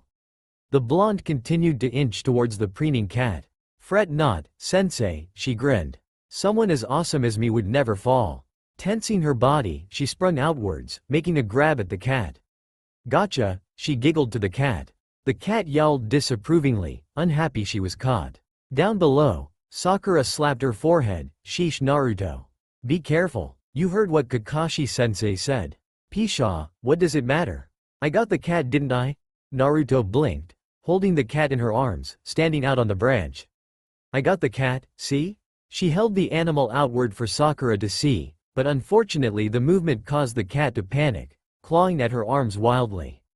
Yelping in surprise, Naruto let go of the cat, only to have it jump from the tree and down into Sasuke's arms, landing safely. Naruto was not so lucky. The force the cat used to propel itself away from her sent her sprawling and her arms windmilling backwards. Eyes wide in shock, she fell backwards, the back of her head knocking on an overhead branch before free falling to the forest ground below. Panic ensued. Sakura screamed, alerting Kakashi to the situation. "Damn it!" Kakashi barked, throwing his Icha paradise to the ground. He began to speed over to where his students stood. Sasuke stood stock still for a moment, his heartbeat quickening. For a moment, he imagined Naruto landing on the forest floor, sprawled and broken, and dead. Sasuke threw the cat to the ground, rushing forward, arms outstretched, Sharingan unknowingly activated. Diving into a run, he leapt into the air, grabbing Naruto from her fall. He wrapped his body around hers and prepared for the impact. He prepared for the feeling of his shoulder bone shattering beneath Naruto and his weight. An oof escaped him when his body finally crashed to the ground. Gritting his teeth, he held back the scream that bubbled up his throat. Rolling along the forest floor, he sheltered the blonde girl's head until they finally came to a stop. "Sasuke!" Sakura cried out, her arms tightly clenched around the now still cat. "Are you okay?" Sitting up and unwrapping himself from around the blonde girl, Sasuke ignored the sharp pain in his shoulder. "Naruto." "Sasuke, are you alright?" the sliver-haired Junin asked. Sasuke grunted a reply, searching Naruto quickly for any life-threatening wounds. There was none. He released a breath he did not know he was holding. "We need to get you two to the hospital," Kakashi said, lifting Naruto from Sasuke's tight grip. Turning to Sakura, he instructed the girl to return the cat to Councilwoman Shinji. Kakashi dashed off towards the hospital, Sasuke trailing closely behind, his eyes never leaving the blonde girl's pale face. He wondered why she wasn't waking, and then he wondered why he cared so much. Drip, drip, drip. URHG, the girl groaned, waiting for her senses to return. The air smelt of stagnant water, and she was lying in some sort of cool liquid. A constant dripping echoed around the area, and as her blue eyes began to refocus she was greeted with darkness. Where the hell am I? She pushed herself up and out of water before pressing forward in the direction of a red glow. She couldn't recall how she got to this dark and dank place. Wasn't she just out in the forest, retrieving Tora-chan? Sasuke? Sakura? Kaka-sensei? The closer she got, the more the red light no glow bathed her surroundings, revealing the sides of the tunnel she seemed to be in. Her eyes fixed onto an opening in front of her and her pace quickened slightly, only to falter as she reached a dead end marked by large jail-like bars. They were big enough for her to easily slip through, but whatever was behind it gave off a foreboding feeling. She turned her body back the way she came from, only to see the path sealed off by a wall, as if the pathway had never existed. "No way," she cried out, checking for cracks or even a seal in the wall. "It was just here. Where's the damn exit?" Bursting out in anger, the girl kicked against the wall futilely. "Let me the fuck out. Shut up, you pitiful human." A deep voice resonated around the room and she quickly tried to find the source. "Who the hell are you?" Naruto shouted at the giant cage, "and where the fuck am I?" "Insolent runt," the voice growled, "what a dim, little thing you are. Are you making fun of me?" Her fear of being in the unknown was translated into anger towards the mocking stranger. "I dare you to say it again. Of course, come closer and I will spell it out right in front of you." Unwisely, she did take 2 large steps forward, when a large, red, clawed hand swept out of the dark, grabbing for her. "What the hell?" She stumbled back, falling into the water. What the hell was that for? Was it not obvious? A monstrous, fox-like face pressed itself against the edge of the bars. "I was hoping to kill you." "What for? I haven't done anything to you. You are my jailer, little human. You have done everything to offend me." The giant fox smirked, showing off its rows of sharp teeth. "What the hell are you?" Naruto's voice trembled, realizing the weight of the being before her. "I am being greater than you could possibly imagine. I am the great Kyuubi no Kitsune." The Kyuubi? The world around her shook as she tried to comprehend the fact that she was finally talking to the beast within her. There were so many questions she wanted to ask. "Yes, now, begone human, your presence irritates me." The walls began to collapse inwards and the floor below her feet crumbled, sending her falling down into the darkness. "No, wait, I want to ask you something." The fox watched her with great disinterested before retreating further into the cage. "Wait, please." The girl vanished, sucked into the vortex. With a sharp cry, Naruto launched up into consciousness. She felt nauseous and her head was throbbing painfully. She didn't know why she was remembering the first meeting with the fox demon. It was morning, she could hear Jiraiya just beginning to rustle up from his sleep. Rubbing her temples, she groaned and dragged herself from her sleeping bag. She blushed, remembering that night after she had woken up from her subconsciousness. Sasuke had stayed by her side until she woke. And when she did, an "HN" was sounded from Sasuke before he got up and left the hospital room, his arm awkwardly resting in a sling. "Next time, be careful, Dobi." To her that was one of her precious moments, a time that she knew Sasuke cared for her, even if just a little. Disgusting? Sasuke's harsh words suddenly exploded from the back of her mind. He called us disgusting, pathetic, if we keep pining over him. Maybe we are like Sakura. Quote, "I'm nothing like Sakura," Naruto thought fiercely to herself. Well then, remember what he has done to us. He left us. Naruto gasped as a sharp pain ran through her mind. Remember? Naruto pressed her fingers hard into her temples, willing the voice to go away. A feral growl escaped her as she pushed the voice to the back of her mind once again. "Naruto, are you up?" Jiraiya called out to the young girl. "Coming," she answered, wiggling out of her tent. "Ready to go?" he asked. Having already cleaned up the campsite, he was just waiting for Naruto to pull down her own tent. When that was completed, she shrugged on her knapsack. "Yay, let's go and do your dirty research." She chuckled. "It's not dirty. It's art." The older man stomped his sandal-clad foot to the ground. "The art of the female anatomy." Naruto watched as his eyes glazed over and he sighed happily, ready for adventure. "I'm so telling Ba-chan when we get back," she laughed, wrinkling her nose in mock disgust. "You are a dirty old man and bad influence." And before he could threaten her with more training, she dashed off towards their next destination. Shikamaru was worried. He hadn't seen Naruto since his last report to the Hokage. He had been looking for her any and everywhere for about 2 weeks now, but there was absolutely no signs of the blonde teenager. By now the genius was certain that Naruto had either left Konoha or that she was dead. He hoped to Kami that it was the former. Troublesome, he muttered darkly to himself, lazily counting the ants that was trekking over his chest. He, Kiba and Choji had just finished their umpteenth search for the hyperactive blonde and they were now. "Man, it's like she disappeared off the face of the earth," Kiba huffed. Choji nodded, munching as quietly as he could, on a bag of chips. "I think we need to ask to about it," Kiba finally said after a moment of silence. He scratched absent-mindedly behind Akumaru's ear. The dog grunted appreciatively. Well, Hokage-sama should know what's going on, Shikamaru reasoned, standing slowly. You guys coming with? And before either boy could answer, an Anbu appeared before them. Hokage-sama has requested your presence in 5 minutes. And before they could confirm a reply, the Anbu disappeared. Well, wasn't that convenient, mumbled Shikamaru. Well, let's get a move on. Arriving in the Hokage's office, the boys noticed that they were not the only one that was in the office. In fact, he counted all of Rookie 9+ Guy Sensei's team, minus of course, Sasuke, Naruto and Sakura. You are probably wondering why you are all here, she began. Not really, Hokage-sama. I'm sure this has something to do with Naruto's disappearance. Shikamaru interrupted with a lazy drawl. Tsunade's eye twitched and narrowed at the Nara brat. And why have we haven't seen her in over a week? Quipped Choji, through bites of his chips. Yes, this indeed is about Naruto. But before I continue and explain this to you, I need you to know that due to circumstances, she couldn't tell you this herself. She hesitated for a short moment. She has asked me to tell you on her behalf, that she has left Konoha. Kiba and Neji were the first to react.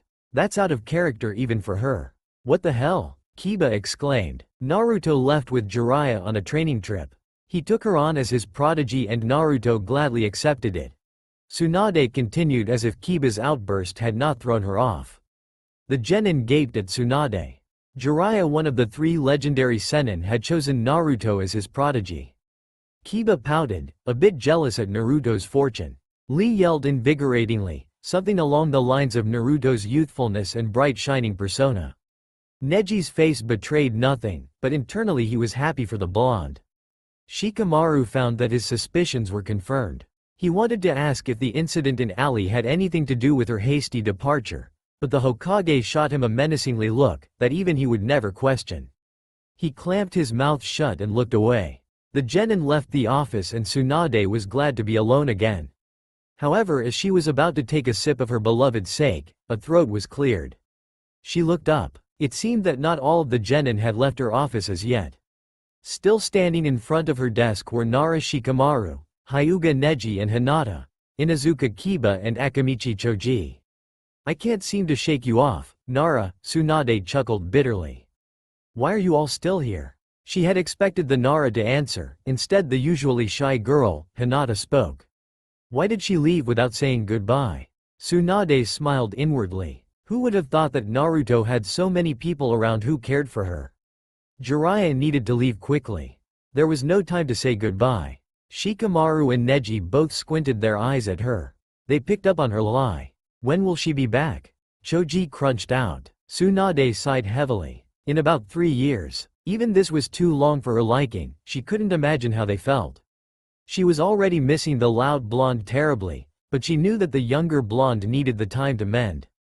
Kiba whistled in disbelief. 3 years? Damn, she's going to be super strong when she returns. Tsunade laughed at his wide eyes.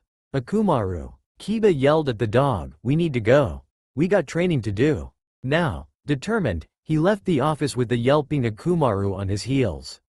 Hinata smiled, bowing to Hokage, excusing herself. Choji did the same, heading out just as his huge bag of chips was finally finished. Giving a stiff bow to the Hokage, Neji left behind Choji and the Hyuga clan heiress. Shikamaru hesitated, knowing that he was still missing pieces from, but he too eventually left as well. Tsunade shook her head disbelievingly and she wonders if Naruto knew how much her former classmates cared about her. A figure was jumping through the trees. The occasional thud of feet hitting a branch, leaves rustling, and a dark blur. Naruto knew she was being followed. Stopping in a small clearing, the kunai in her right hand, glistening in the sunlight, she crouched low. Feet spread in a wide stance, perfectly balanced, ready to react to whoever was coming after her. Carefully, she scanned the surrounding trees with her blue eyes. Her lungs were burning from the chase and the fighting from before. She jumped at the noise coming from the bushes behind her. She whirled around, arms up defensively, but there was nothing. Taking a deep breath, partly to calm herself, but mainly to take in the scents and sounds and details around her. Her sense of smell had always been extraordinary, but in the last few months of being trained by Jiraiya, she was learning to use it to her advantage. For now, she did not smell anything out of place. For now, forcing her racing heart to slow, she quieted her breathing and allowed the adrenaline that was flowing through her body to keep her on her toes. The shadows of the setting sun on the leaves made it difficult for her to make out anything. She was hoping her eyes would adapt quickly enough for her to pick out her pursuer. Cursing beneath her breath, Naruto's usually sharp eyes could not pick up on anything suspicious. She realized that she could not rely solely on her eyes. So she concentrated on her hearing. Pushing aside the sound of her own heartbeat and breathing, she listened to how the leaves danced merrily in the wind. She listened to the birds happily twittering in a tree to her left, 4 she counted in total. She listened to squirrel chatter in the bushes behind her. She listened more carefully. There was a rushing sound. But it sounded a bit far away. Coming from behind her, was it water? A river? No, the sound was roaring. A waterfall. A creak sounded from before her. A twig snapped and the sound of frantically flapping wings. A bird disturbed by another's presence. She listened to the footfalls, the swish of cloth moving against cloth.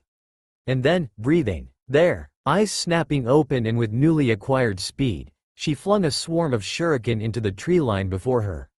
The resounding thuds indicated that they hit the trunk of a tree. Jumping backwards, she readied another set of shuriken. Taking in a deep breath, she took in the scent of the assailant. He was close. A single shuriken came flying at her with lightning speed.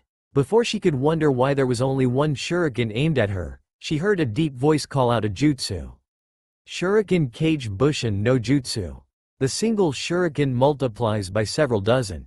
Naruto yelped in surprise and she threw herself on the ground. The shuriken whizzed past above her, hitting the grass behind her head. She quickly jumped back to her feet, scanning the clearing again. The scent of her attacker warned her, as a fist came flying at her from behind, aiming for her head. She whirled around ducking under a muscled arm. She was smaller than her attacker, making it easier for her to evade his swinging fists. Still, she was at a disadvantage, because she was smaller. Her arms were a lot shorter than her attacker and she had to get in really close to be able to actually hit him. And apparently, she had gotten too close.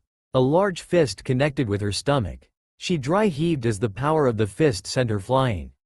She hit the ground hard, gasping for the air that had left her lungs. She was several feet away from her attacker. She groaned as she tried to pull herself up on shaky legs, her eyes determined.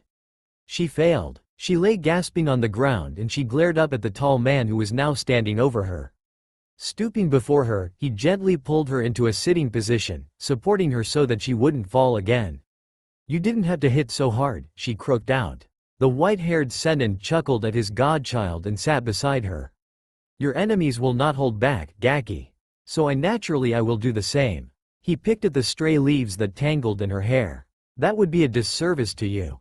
With a glare, Naruto flopped back to the ground with a groan. "Mean old pervert," she mumbled accusingly at the older man. Shaking his head, Jiraiya watched as she nursed her stomach, her eyes closed. Maybe he was going a bit too hard on her. Jiraiya tsked beneath his breath.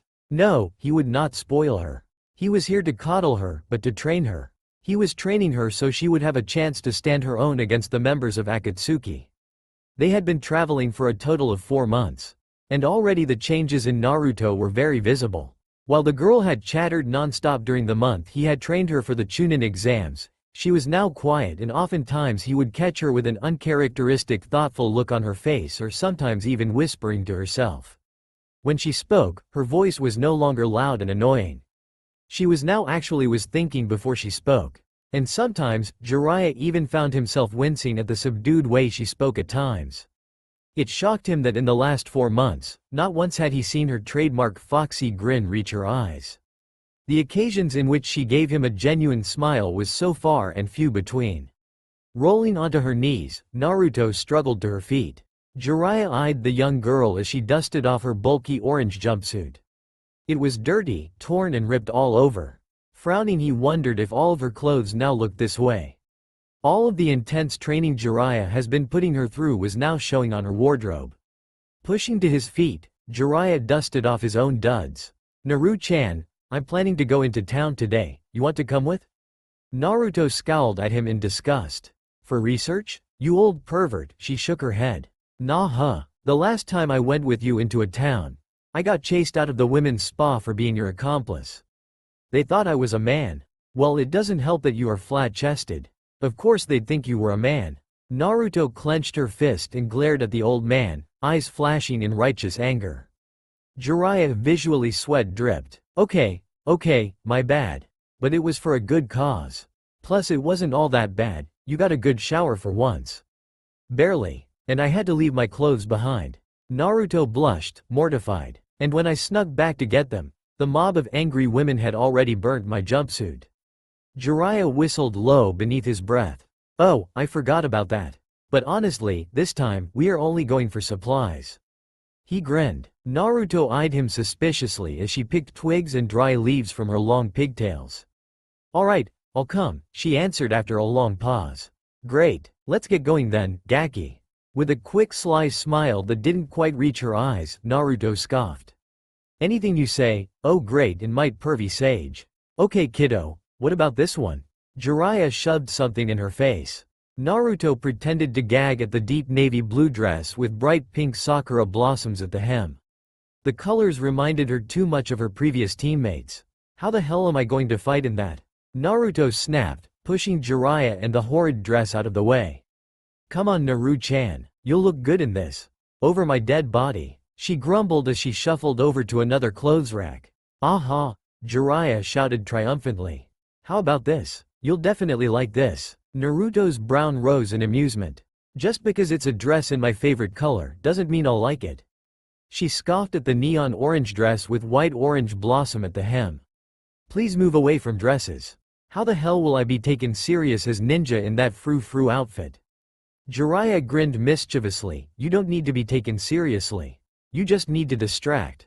Naruto shot him the dirtiest look she could possibly make. Look how short that dress is. Well, you don't have much boobs. You got to show off something. You've got nice enough legs. Jiraiya said as he strokes his chin thoughtfully. The vein in Naruto's forehead throbbed violently and with a sly grin she stomped on the older man's feet, paying particular attention to his pinky toe. Perfect. Naruto watched her reflection smile back at her, seemingly happy with what she was seeing. It was comfy, airy and flexible. Not too eye-catching as her previous outfit had been. What had she been thinking? That orange jumpsuit screamed target. Her hair and eyes were already bright. What more brightness had she needed? She had worn bright colors to draw attention to herself. She wore the bright orange jumpsuit because she was starving for human contact other than the hateful glares or just being completely ignored. She chose to become an annoyance rather than a hated shadow. No one else was wearing orange, so they immediately would know that the unethical wearing of this color could only be done by her and her alone. She forced her presence on them. It was stupid. Being an annoyance was no longer what she wanted people to see her as. Especially when traveling and especially because of the Akatsuki. From now on, she wanted people to want to notice her and not just because her clothing screamed from the desperate need for attention. She had chosen a simple black leather-looking leggings that covered her legs to her mid-calves. She had found a black vest with a little orange ribbing along the zipper. Orange was her favorite color and she was not planning on giving it up altogether. Her arms were covered with the long-sleeved meshed shirt that was beneath the vest. She sheathed her arms in black arm protectors that covered from just above her elbows, down to fingerless black gloves. She traded her blue ninja sandals for one in black. She thought she looked good. She thought that she was finally looked like the person she wanted to be. She stepped from out of the dressing room, eyes sparkling. What do you think? Jiraiya's brow rose appreciatively. I think it could work wonderfully. I see you took my advice about showing more leg. Naruto blushed fiercely and gritted her teeth. Shut up Ero Sennin. Yeah, he snorted. Come let me pay for it. With a slight frown, Naruto glanced up at her teacher. Huh? I'm paying. Naruto stared at him puzzled. No one had ever offered to buy her anything but ramen before. Why? Jiraiya was confused. Really, you brat? Do I honestly need a reason to buy my cute little student some clothes? I as your master am to shelter you, protect you and once in a while provide for you. Jiraiya answered with a huff, folding his arms over his chest. Naruto already rosy cheeks flared even hotter. She was definitely not used to this. I can't let you pay, she blurted out, her voice a bit screechy. Jiraiya frowned, staring down into the girl's big blues. And why the hell not, brat? I just can't, she answered, looking away. Jiraiya tsked unhappily at her refusal. She was his goddaughter, for Cammy's sake. Who would not want a gift? Who would not love a gift? What girl her age was not excited about free clothes? And then he remembered. That person would be Naruto. She fended for herself all her life and was not used to random acts of kindness. A piece of Jiraiya's heart shattered, knowing that he was part of the people who had damaged his student, his goddaughter, in an irreparable way. He had abandoned her when he was needed the most. He promised himself that he would spend the rest of his life making it back up to her. With a sad smile, Jiraiya ruffled the blonde's hair. "Let me do this for you, kid." She was about to protest, but the look on his face made her stop. It looked as if he would be greatly pained if she refused. Naruto nodded reluctantly, accepting his offer. "Great," Jiraiya bellowed, clapping his hand in victory. "I knew pouting would have worked." Naruto narrowed her eyes at her teacher as he rubbed his hands together mischievously. "Now I can get you those dresses." Naruto balked in horror. "Hell no. Hell yes." He giggled, pulling the offending items and even more from the counter behind him. "Oh, Cammy, is that pink?" she screeched. "Yay, it is." Jiraiya sing-songed, placing the dress before her. "Kawaii." Pursing her lips, she glared at him. "You're disgusting. Mufferkith." Naruto murmured, half awake and half dead to the world. She was leaning against the trunk of the tree while sitting on one of the higher branches. She had been training earlier and, having grown tired, decided to climb to a safer place to settle in for a quick nap. "Haven't you learned your lesson, Dobi?" A voice pierced her sleepy dreams. Blinking wildly, Naruto turned to see her eternal rival perched on a nearby branch. "What do you want, Uchiha?" she grumbled in annoyance. "Can't you see I'm busy?" "Yeah, busy snoring." "I don't snore." Ignoring her sputtered protests, Sasuke asked, "What were you mumbling about earlier?" "What was what?" Naruto asked, completely forgetting that she wanted to box his ears red, while denying said snoring accusation. "You were making some weird noise," Sasuke said, steely eyes fixed on Naruto's own blue pair. She flushed pink beneath her tan skin. Sasuke narrowed his eyes, suspicious of her behavior. "Well, I was just thinking, I was wondering what my first kiss would be like," she whispered in confidence, hands cupped to her pink whiskered cheeks. Sasuke frowned. "Baka, don't you remember what it was like?" "I was there." Sasuke cheeks pinked slightly. "Yeah, but that doesn't count, right? I mean, we weren't expecting it, and it was not like we were hoping or wanting to kiss each other, right? So, it shouldn't have to count, right?" Right? Naruto leaned towards Sasuke, nodding her head before blinking and leaning back. "Well, of course. Unless you want it to count." "Do you? Well, do you want it to count, Dobi?" retorted Sasuke coolly. "Well, no. Of course not," she snapped at him. "My first kiss is supposed to be special. It isn't supposed to be with you."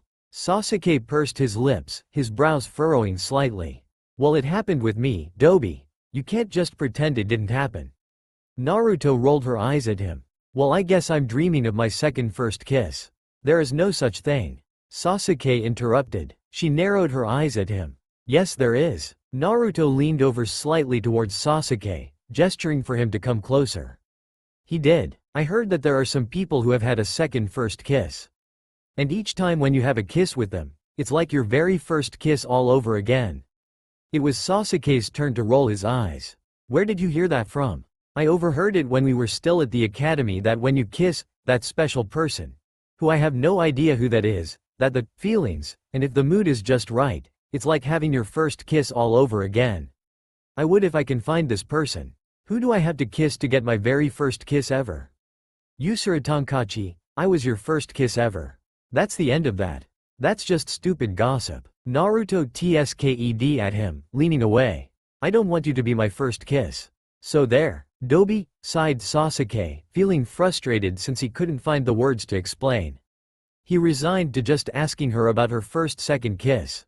"How do you picture it then? Your first kiss?" She thoughtfully placed a finger on her lower lip. "I always imagined having a perfect setting, I guess. Like at a festival or something. And the both of us have just eaten something sweet like a caramel apple or maybe just some ramen, miso flavored." Naruto closed her eyes, imagining the scene she was painting for her teammate. "We'll talk for a while and then we just lean in." A brilliant smile lit her face, stunning Sasuke. And then it would just happen. I imagine that I will be very nervous, excited. And he will taste like caramel and miso. Sasuke tried to push down the rising blush he could feel starting to warm his cheeks. He leapt over onto the branch she sat resting, sitting by her. Well, at least one of us got that right, grumbled Sasuke, kind of annoyed that Naruto had imagined all of that, without him. A nameless and faceless guy was good enough to be her first kiss and he wasn't? Naruto blinked open her eyes, staring at Sasuke. What's that? I said, drawled Sasuke, eyes watching her face carefully, that you tasted like miso ramen. He stooped before her. Wah, pervert, yelled Naruto, swinging her fist at Sasuke. Sasuke caught Naruto's fist and glared at her. Calm down, stupid. Sasuke yawned. Breathing heavily, Naruto waited patiently for him to release her. Trying to pull away on her own would just leave her breathless and him smirking at her lack of physical strength compared to him. You know I never pegged you to be the romantic sort. Sasuke continued. Oh, yeah? Yeah, well, Naruto blinked thoughtfully before smirking. Well, you're the one still holding my hand. Sasuke glared, a hint of red blooming in his cheeks, dropping her hand quickly. Dobi, Teme, she huffed back. She grinned happily. She had one that match. What happens when you don't get the butterflies and the fireworks? Naruto pondered silently for a moment. Well, I guess I'll just have to wait for my third first kiss. We are allowed to have those, right? I mean if the first two weren't what you expected. Naruto frowned for a quick moment. But I guess that in that case, our kiss counted, nay? It was pretty memorable. There was fireworks and butterflies. I think you tasted of tomatoes though. Naruto tsked. Sasuke swallowed hard, watching the series of emotions that ran over her face. Finally she shrugged. Nah, it doesn't matter. Sasuke gritted his teeth in anger. She needed to make up her mind. Did it matter or not? Nay, Sasuke, what do you want your second first kiss to be like? Naruto grinned at Sasuke. Sasuke blinked over at her. What do you want your second kiss to be like? Naruto looked mischievous. Sasuke whirled on Naruto, leaning closer to the small girl. Naruto's breath hitching in her throat. Getting too close, Teme. Naruto squealed, raising her hands to prevent him from entering her personal bubble. You wanna know? Sasuke lowered his voice, leaning closer, a few inches separates them. Naruto's blue eyes widened in anticipation, looking up into the onyx eyes of her taller teammate. Eeping, Naruto made to leap from between Sasuke and the tree trunk behind her. Sasuke prevented her escape by pinning the blonde to the tree. I was kidding, she squealed. He was not. Digging his hand into the back of her neck, he yanked her forward and kissed her. For real this time, not the accidental peck that had happened 2 weeks prior, but the way he saw on the television, when he spared a moment from his training routine. He studied everything, even stole the old pervert Kakashi's book to get a few pointers. He actually ended up with more than he bargained for, but for him it was worth it. And when he finally pulled away, Naruto's eyes were wide and a bit glazed, her cheeks flushed. He licked his lips. She still tasted of miso ramen, but something else as well. Was it peaches? Sun-ripened peaches. Now you know. And then, he shunshined away. That'll shut her up about a second first kiss. 6 months after leaving Konoha, Sasuke woke from his rest with a loudly growling stomach. He was hungry, and judging by the clock above his room door, it was 6 in the evening. He made his way to the kitchen, where one of Orochimaru's servants would prepare a meal for him. Arriving there, however, he was alone. The kitchen was empty, which was odd, for a kitchen that was expected to feed the hundreds of servants of Orochimaru in about an hour's time for dinner? Shrugging and not wanting to cook, Sasuke swept out of the base, and began his trek to the nearest village for a meal. It took him no longer than 15 minutes to reach the village and begin his search for a meal. And when the familiar scent of ramen hit his nostrils, he made a face. So unhealthy. He would bet that Naruto would have been racing to that shop, yelling excitedly for a bowl of her favorite meal. Glowering at the stall that he had unconsciously sought out, he sat in the furthest corner of restaurant. His stomach growled loudly and he wondered where his sudden desire for ramen comes. He had no idea. A skittish waitress made her way over to him. What will you be having? She asked, swallowing hard, intimidated by the young teen that stared up at her. His black eyes a dark void, seemingly sucking her into his despair and nothingness. This child was dangerous, and a prey always knew the feel of a hunter. I'll have anything, bring it to me quickly. The woman nodded sharply and rushed away from him, calling out his order to the large man behind the counter. Less than 5 minutes later, a steaming bowl of ramen was placed before him. He smelt it, and it smelled like miso. Hesitantly he tried it. The salty taste filled his mouth. And to his surprise he liked it. 2 months later, I want to learn Fuinjutsu. Jiraiya looked up from the scroll he was jotting into. Oh? Jiraiya sounded, looking up at the young girl that stood across from him. He rose a brow expectantly, waiting for her to explain. I've been thinking about it for a while, the blonde explained.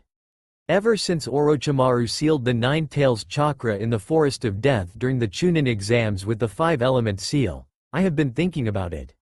Especially since whenever I lose control of the Kyuubi's chakra, you have to use a seal to suppress me. I think it will be very useful for me to know how to do and undo these jutsus. Jiraiya was surprised at his student's stream of words. Obviously she had been thinking about this for a long while. Well kid, that's some smart thinking. Jiraiya chuckled. But I must say, Fuinjutsu is nothing like taijutsu or ninjutsu. You'll have a lot of studying to do. Lots of reading and writing. And I know you are not so hot in that department. Naruto flushed in embarrassment, sad that she hadn't paid that much attention in the academy. Don't take it wrong, Gaki, you weren't taught properly. That was not your fault. Jiraiya cooed. Naruto nodded, remembering her shady childhood and lack of guardians to teach her the basics of reading, of anything actually.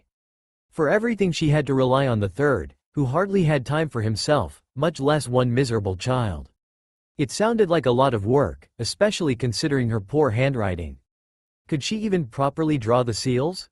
The dark voice within began rustling deep within her subconscious, waking to her doubt. Relishing in her uncertainty. I know you can do it, as long as you are willing to dedicate the time too. I would very much love to teach you the art of sealing, especially considering you are so greatly affected by the results of a sealing technique. The girl nodded sharply, happy that he agreed to teach her Fuinjutsu. Happy that he had confidence in her learning ability and her strong will. The voice within her grumbled, settling back down when the rush of pride overcame her. Thank you. Uchiha Itachi was not amused. He was furious. Outwardly you may not be able to see it. But it was there. The fury was there. Just bubbling fiercely beneath the neutral face he always wore. His little brother had betrayed Konoha and had joined the village's greatest enemy. And damn it all to hell, and it was his entire fault. He had not seen this coming. In fact, he may have miscalculated. All he ever wanted was to keep his little brother safe. It was wrong for him to have pushed his brother onto the path of avenging. How could he have been so stupid to think that hatred would have been the key to power? Orochimaru had Sasuke in his slimy palm, free to do whatever he wanted to use him, to take his body. Unwillingly, Itachi had played into the snake Sennin's hand. He remembered all too clearly when the sly old snake had tried to attack him. Luckily for him, his Mangekyo proved to be too much for Orochimaru to handle. He needed to find a way to save his Otuto. He had failed once, but he would not fail again. It was over his dead body that he would allow Sasuke to become the next vessel for Orochimaru. Unfortunately for him, he had no idea where Sasuke and Orochimaru were. The Sennin had hideouts all over the elemental nations. Finding his little brother would be difficult. He needed a plan, and soon. He had 3 years to find his little brother, or by then it would be far too late to do anything. Everything hurt. Naruto groaned, her eyes fluttering open slowly. Her entire body felt sore and tender. With shaky arms, Naruto pushed herself to her knees. A cold wind blew and she shivered, realizing that she was naked. Why? Her waist-length hair was undone and flowing loosely around her, giving her some form of protection against prying eyes, if there was any around. She wondered where Jiraiya was. "Ero Sennin?" she called out, lifting her nose to scent her teacher. Her sharp hearing picked out a pained groan in the bushes to her right. It sounded like her teacher. She panicked. "Oh no, what did I do?" she hissed to herself as she rushed over to where her teacher laid. Jiraiya lay stiff on his back, struggling to catch his breath. His shirt was torn and dead. In the middle of his chest was a large raw wound. Naruto kneeled beside him, listening to his erratic heartbeat. Her eyes prickled with tears.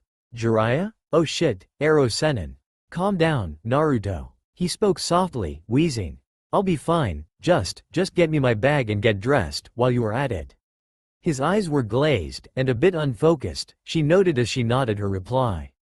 Jumping to her feet, she rushed for her bag, her mind racing. Try to remember what happened. She remembered that she had mentioned to Jiraiya that the fox was healing all of her scars, except for the one that the Uchiha had bestowed upon her. 3 days prior she had received a rather deep cut on her back during a spar with the Sennin. It had healed without a scar in less than half a day, but yet, the Chidori scar remained as an ugly reminder. A star-like shaped scar over her heart and the counterpart on her back under her left scapula. She and Jiraiya had sat earlier this afternoon contemplating the Kyuubi's behavior. Naruto had even tried to retreat into her mindscape, but it seems as if there was a barrier preventing her from doing so. So Jiraiya tried to loosen the Hake no Fuin. And from what she was seeing, that didn't work either. Naruto dressed quickly in the spare outfit that Jiraiya had bought her, identical to the previous outfit that was nowhere to be found. What the hell happened? She whispered shakily beneath her breath. Even her hairbands were gone. She had nothing to retie her hair with, so she left it loose around her. She rushed over to her teacher, who was struggling to sit up on his own. She handed him the bag, her hands shaking. What happened? Groaning, Jiraiya began to dress his wound. You lost control? You developed the four tails, you attacked me. 2 years, 8 months later. It had not been easy finding Sasuke. Not only was it the fact that Orochimaru had hideouts all across the country, but also due to the fact that the Akatsuki was keeping a close eye on all of its members' movements. His watchdog was in the form of a fish walking on land, Hoshigaki Kisame.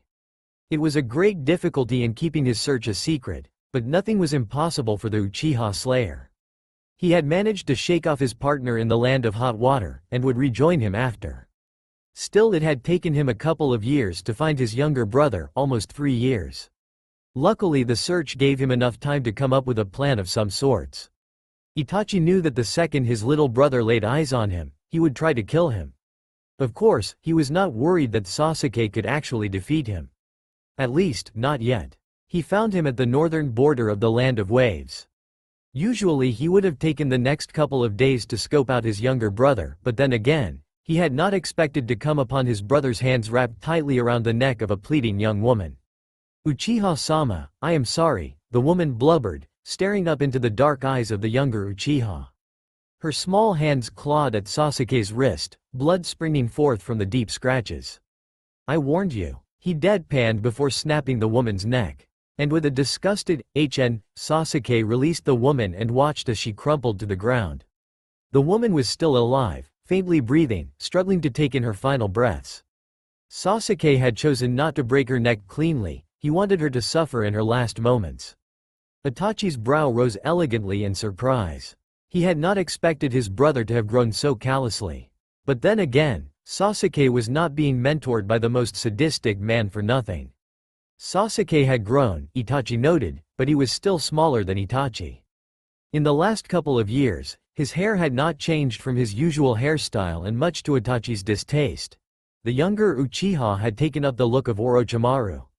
Sasuke looked up and away from the woman's pleading eyes, only to make eye contact with another pair of eyes, very much like his own. His eyes widened in shock before narrowing in distrust. Schooling his face back to his usual scowl, Sasuke spoke, "Itachi." His voice had deepened, sounding very much like their father. "Oto Uto." Itachi greeted, titling his head slightly, "You have grown." Sasuke's eyes flared red, Sharingan activating. 3 Tomo spinning wildly. "You dare to call me that? Are you not my little brother?" Sasuke gritted his teeth. "What do you want, Itachi?" Sasuke growled. Itachi activated his Mangekyo Sharingan. "Not want, brother, need," he simply said, and instantly, Sasuke was caught in Itachi's genjutsu. "What are you blabbering about?" Sasuke hissed. "I need to know why you have left Konoha. You damn well know why I left that puny village. To gain strength and defeat you." Sasuke launched him. "Do you think that was wise?" Itachi asked, evading Sasuke's fist, sidestepping his attacks. Sasuke aimed another punch at Itachi's stomach, only to hit air. Staggering, Sasuke pulled out his sword in one fluid motion, spinning to face his brother behind him. "I do not see this strength you speak of." Growling in anger, Sasuke prepared to launch at Itachi again, when Itachi spoke. What have you left behind in that village? Sasuke paused, taken off guard by the question asked. What? Even yet, a better question, my dear brother, is, why did you kill her? Itachi stood pointing at the young woman, who lay broken on the ground by his feet, her breathing now short gasps. Her blonde hair was splayed haphazardly around her. Her skin was losing color rapidly, her lips blue. What? Sasuke stumbled back. There was no way she could be here, but there was no way he could deny that orange jumpsuit. Naruto? His voice was shaky. Itachi was fascinated. Clearly his Otuto was no longer seeing the brown-hair woman, but his childhood companion. He watched as his younger brother cautiously circles him, inching closer to the body on the ground. Sasuke, Naruto choked out, blue eyes staring up at Sasuke in disbelief and pain. Why? Sasuke knelt slowly beside her, reaching out a shaky hand, touching a golden stand. He started. Sasuke did not know what to do. He was sure that he didn't kill Naruto. He was fighting his older brother. Did his brother bring her? Sasuke looked towards where his brother stood mere moments ago, but he was gone. No, wait, it was not his brother who did this. She was here, all along. And she even had pleaded with him mere moments before. Itachi watched from within the shadows as Sasuke's warped mind and the genjutsu he placed on him painted an entirely different picture than what had happened. Or what he expected. Sasuke's eyes focused once more on the blonde girl. Why did you kill me, Sasuke? Beautiful, round blue eyes pierced into him. Paling, Sasuke cringed at her words. Her voice and eyes were full of accusation. Why did you leave me alone? The raven saw the pain in her eyes, and knew that it was not her broken neck alone that was causing her this ache. He had left her, abandoned her, even though she had pleaded for him to stay with her. He had shoved a Chidori through her chest, aiming to kill. And now, he had broken her neck and she could hardly breathe, she was dying. Why? Her voice was impossibly louder now, even more accusing. How could you? You said I was your closest friend. He needed to say something, anything. He needed to make up for this. Needed to tell her he didn't want to.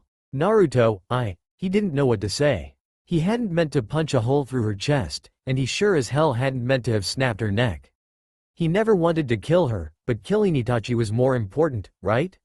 The blonde's eyelids flutter, lowering slowly over cornflower blues. No, Naruto. Sasuke panicked, gently pulling the blonde girl into his arms. Don't you die on me, Dobi. Wrapping her in his arms, Sasuke stood quickly, raking his brain for the nearest hospital.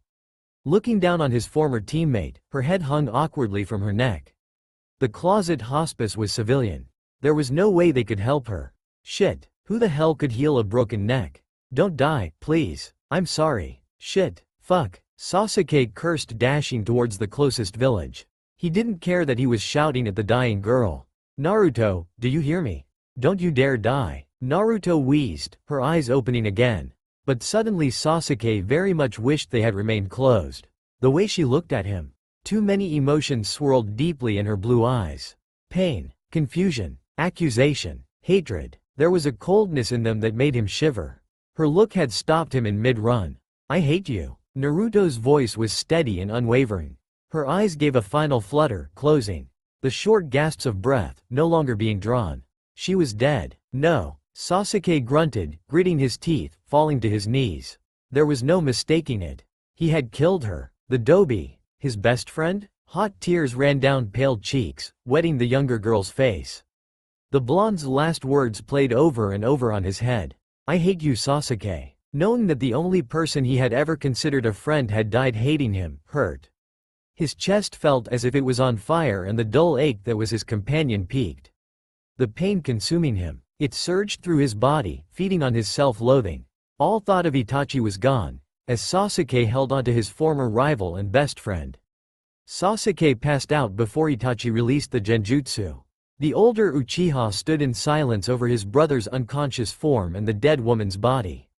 This was something that surprised Itachi. He had not planned for things to turn out as such. The genjutsu he had cast on the boy was supposed to show his greatest fear. He had expected a vision of him murdering Sasuke, or even Sasuke reliving the night of the massacre. He had not expected this. Sasuke's greatest fear was killing Naruto? Or losing Naruto? Or Naruto telling him she hated him? Maybe all of them? Itachi pondered on how he would use this new information to his advantage. Dismissing his former plans, Itachi pondered on his options. Sasuke was unconscious, and sure as hell was not going to let go of the body that he thought was Naruto's corpse. Yes, he could easily take Sasuke with him, but where would he put him? Surely he could never bring him back to Akatsuki. He would never let Tobi lay a hand on his Otuto. But he couldn't take him back to Konoha either. The kill on sight, order on Itachi and probably Sasuke's head would be a huge risk factor. A cave? Would he stay if he woke? No, of course not. Maybe tied up? Not plausible. Itachi didn't like it, but he had no choice but to leave Sasuke with Orochimaru for the time being. Sighing sorrowfully, Itachi walked away, a new and better plan already forming in his head. Hopefully the next plan's outcome would not stump him as much as this plan had. Naruto slowly and carefully placed her chopsticks by her empty ramen bowl. "Do you want another?" asked Jiraiya as he shoveled the remainder of his meal into his mouth. Naruto shook her head, no, a cause for Jiraiya to raise a brow quizzically before reaching across the table to check her temperature. "Are you sick?" "No," Naruto tsked, slapping his hand away from her forehead. "But you only had 3 bowls." "Yeah, and? Free." Naruto glared at him before crinkling her nose in annoyance. "I can control myself, you know, pervy sage." Reaching over the table, the old man ruffled her hair. "Someone's growing up." Naruto was now grown indeed. Now a young woman of 15, she had changed in many ways mentally. Emotionally, was a whole different level, seemingly having shut off herself from the many suitors that had approached them in their travels. Not that Jiraiya even allowed them anywhere near his goddaughter while he was around. Physically, she had not grown that much, she had only managed to gain a few inches on her height. This, Jiraiya surmised, was due to the lack of proper nourishment in her earlier years. Thus why he went around, force-feeding her vegetables and fruits and other nutritious meals other than ramen itself whenever he could. No matter how much she begged and pleaded, there were days, weeks even, that she was forced to live without her beloved ramen. Happily on his part, on behalf of her future husband, of course, she had finally begun to grow some sort of cleavage. It was small, but it was there, kinda. "Hey," she protested, pushing away his hand before patting down her braided hair neatly. Naruto's blonde hair had grown longer and was neatly French braided, and attached to each end of her locks was a sharp kunai blade. Another amusing and nostalgic thing about her was that as her hair grew longer, the redder the tips became. She was a mixture of both, her always was, but it was now becoming more and more obvious. The baby fat on her face had melted away, revealing high cheekbones and an elegant nose. She had her mother's nose. Naruto, however, crinkled her nose as her father would. "I told you to stop doing that. My hair is already wild as it is. It doesn't need any help from you, old man." Right, this old geezer forgot," he said as he waved over the waiter, indicating for their check. "Jiraiya, can I ask you something?" "Speak," the Sennin said, shooting her an encouraging smile. "It's a bit personal, Datbeo." The verbal tick was definitely from her mother. He shrugged, "Just ask." She pursed her lips before finally asking, "What was it like when you were a genin? What was it like being on a team with Oba-chan and Orochimaru?" Jiraiya paused for a while. He had not expected this question. Naruto stared at him, unblinkingly. Clearing his throat, he scratched the back of his neck. "The Sandaime was a strict teacher, but he loved us. The team was formed when we were just about 6 years old. Children, we were just children then, but hell, we were a lot to handle." He chuckled. "I was very loud, abrasive even, and pretty fucking clumsy." Naruto grinned at his curse word. "Ooh, I'm telling Ba-chan," she snickered. "Ah, shut your trap," he huffed. "I was pretty much exactly like you, brat." "Hey, don't compare me to you, you nasty old geezer." Naruto scoffed, offended. Jiraiya shook his head with a small smile. "Orochimaru and I were always in a competition with each other. Always trying to best the other. Very much so like the Uchiha and yourself." He watched as Naruto winced at the mention of the boy who shall not be named. "We were always fighting, always trying to one-up each other. And Sarutobi-sensei definitely had to break up a lot of fights to the death spars. We often got caught up in." Naruto nodded, totally understanding what he meant. "But still, he was my best friend." Naruto watched her sensei, slightly amused by how similar her story was to her teacher's. It was history repeating itself. Orochimaru had betrayed Jiraiya and his village. And Naruto could see that like her, he was still reeling from the shock of the betrayal of their best friends. The usually tough man's eyes were unfocused, as if he was staring inside himself, reliving the memory of the exposure of Orochimaru's illegal experiments, then his deflection. You know, I promised myself that I would bring him back, I just couldn't accept the weight of what he had actually done. He stopped, swallowing the large lump in his throat. I have never succeeded though. He's too far gone for me to do so. I noticed that the last time I saw him that the Orochimaru that I knew, that I grew up with, was no longer there. He no longer existed, swallowed up by the maniac he had become.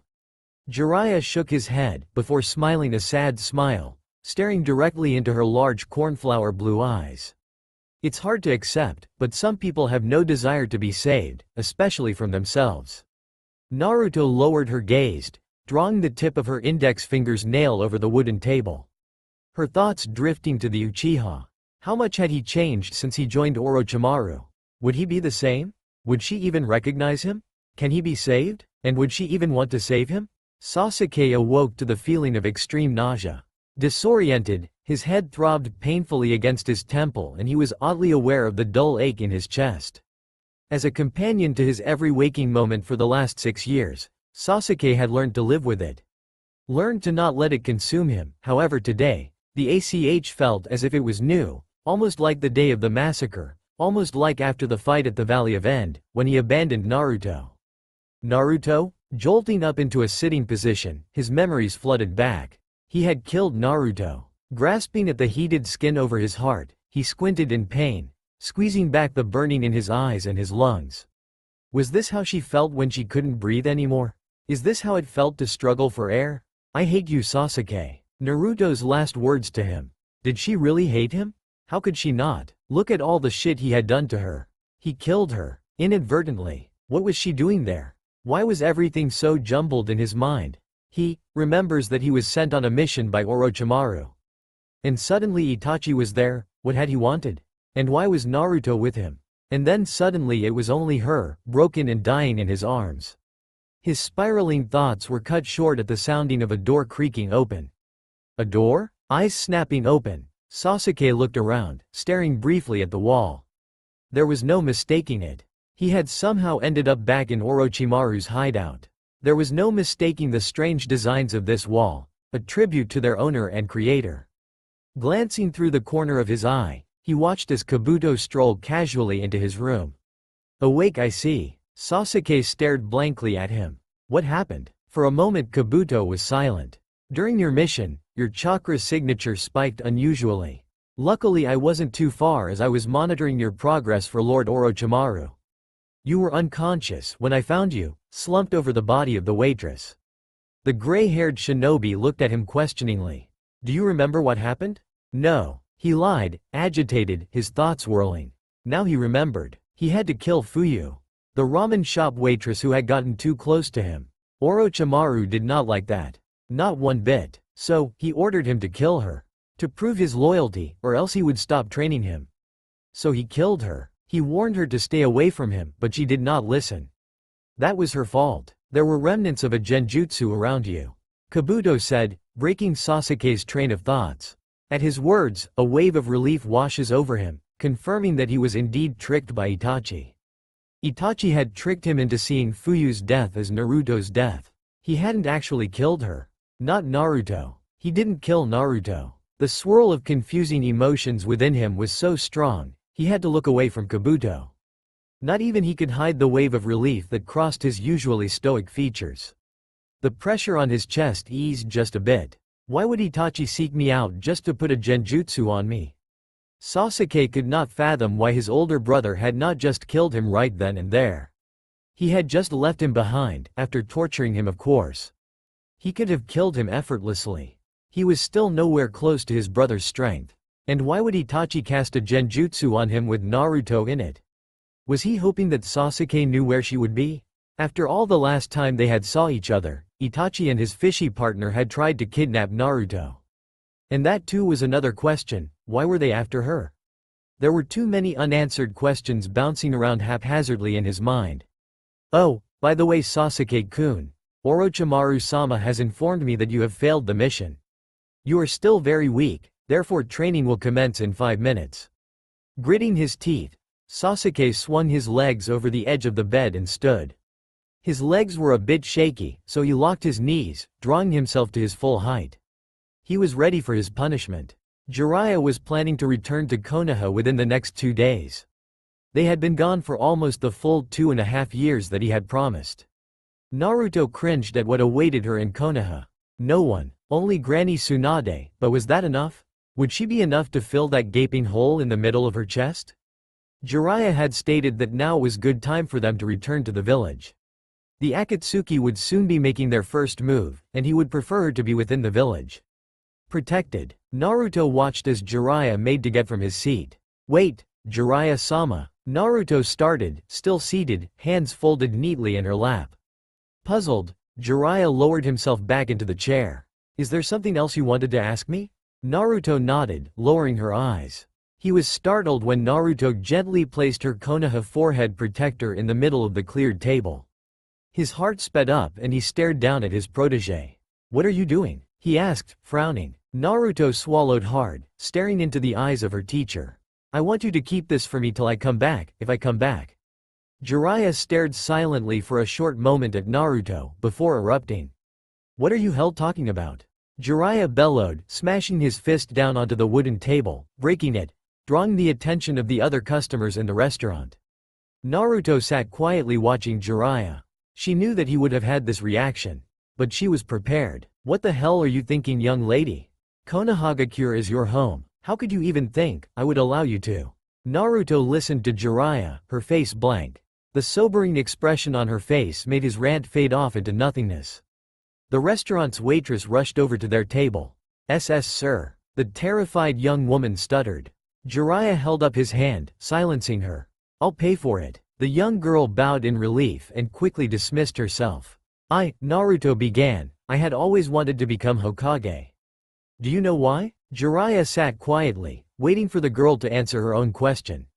When I was younger, I asked the third, why he cared so much about me, seeing that I was an orphan, and according to the limited knowledge I had in my little brain, orphans have no family.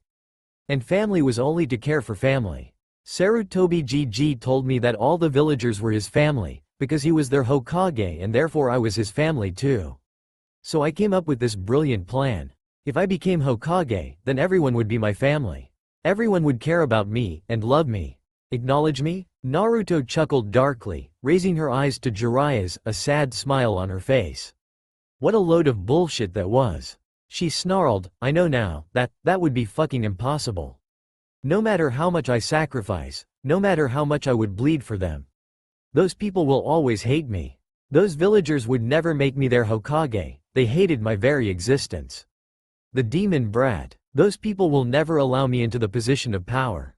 Jiraiya was anxious to interrupt her, to deny what even he knew was true. The council would never appoint, nor even nominate the Uzumaki girl, as a candidate for the next Hokage. I no longer want to become the Hokage. I no longer want to remain in a village that hates me.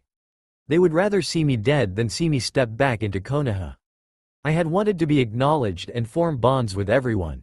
I was so desperate in need of love, and a family and attention, that I actually forgot how much I hated acting like a nuisance. This mask that I forced upon myself annoyed not only me but everyone around me. Including you. I mean, the first time you met me, you thought I was a dumb, loud-mouthed dead last. Jiraiya winced guilty, his brow furrowing, trying to think of ways to stop the girl from going any further. He knew where she was going with the conversation and he did not like it. Naruto, don't worry, I don't blame you. I was nothing but an idiot back then. And honestly, I must thank you for giving me the chance to become who I am now. You saw beyond the clumsiness and the shit-eating grin. Quote. Jiraiya blinked back at the moisture collecting in his eyes. Between his rage and his sadness for the younger girl, Jiraiya didn't have any words. I'm not going back with you. I'm not going back to that village until I know who I am as a person. Not this fake, she gestured to herself, whatever the fuck this is. Jiraiya had done everything in his power to convince the young girl to return to her home with him. He demanded, he pleaded, he tried to coerce, and when those things in particular did not work, he settled for good old-fashioned tough love. "This is for your own good, you brat," he said to her while nursing a bite wound on his arms. "You are going home and that's final, young lady." Naruto herself would have answered with a snide remark, but her mouth was sealed shut. She was bound and thrown a hem, tucked neatly into her sleeping bag. Jiraiya quickly unsealed her mouth, seeing as her face was turning into a curious shade of red that almost matched the ends of her hair. Pulling the seal from her mouth allowed her to spew a barrage of curse words, learned over the years to the night sky and Jiraiya's poor virgin ears. "You really need to cut down of the cursing," he said, taking a seat by the fire he had just started to build. "No man will be willing to marry you if you keep that up. At least, no man in his right mind." Jiraiya shook his head at his statement. He recalling saying a very similar thing to Naruto's mother, and to his dismay, his not-so-mentally stable student had taken a great liking to her. "Getting married is the least of my problem, you fucking pervert," she hissed. Jiraiya sighed. Then again, "You must have lost it, you old wretched man. Let me go." Jiraiya poked at her, wrapped tightly in the sleeping bag with the ball of his foot. "That's not gonna happen, Naruto, and you know it," Jiraiya huffed. "You better get comfortable and rest up for tomorrow, we have a long day ahead of us." Naruto gritted her teeth as Jiraiya rolled her into her tent. "Good night, Gaki." She didn't reply. Naruto pushed herself to go faster. There was only a few minutes left until sunrise, and she wanted to be at least 3 villages over before Jiraiya woke to find her gone. She had unsealed herself around 3 a.m. and in her place, she had left a clone, with the instructions to distract her mentor for as long as it could. It had not dispersed as yet, and she took that as a good sign, that she had yet to be discovered missing. She knew she would miss her teacher. "Are you regretting it?" cooed the dark voice. No, she certainly did not regret her decision. She needed time to find herself. And she needed time to find a way to get rid Hoka and get in contact with the Kyuubi. She had named the dark voice in her head, refusing to acknowledge that this voice was a part of her. By now she was used to her snide remarks and doubtfulness. "We have nowhere to go. Where are you running to?" "None of your business," Naruto hissed back in her mind. "Stay in your place." She clenched her fist tightly, pushing the voice from the forefront of her mind. She needed to concentrate, she needed to figure out what she was gonna do with herself from now on. 3 weeks without food. Sasuke didn't think it would be as physically tiring as it actually was. He had prepared himself for the mental pain, the constant stings of hunger that had racked his body the first 2 weeks. The gnawing feeling had crept up on him in the 3rd week, but he had been ready for that as well. What he hadn't expected was the drowsiness. Being stuck in the same, lightless, room for 21 days, the only source of light left him blind whenever the door opened. At that point, he kept his eyes shut when Kabuto came to give him water. That was 4 times a day, 6 hours between each echo of footsteps and the creaking of the door opening. He was tired, a majority of his muscles ached and his eyes always felt heavy no matter how many hours he slept. During the first 2 weeks he had done countless things to pass the time in the darkness, anything to keep his mind busy.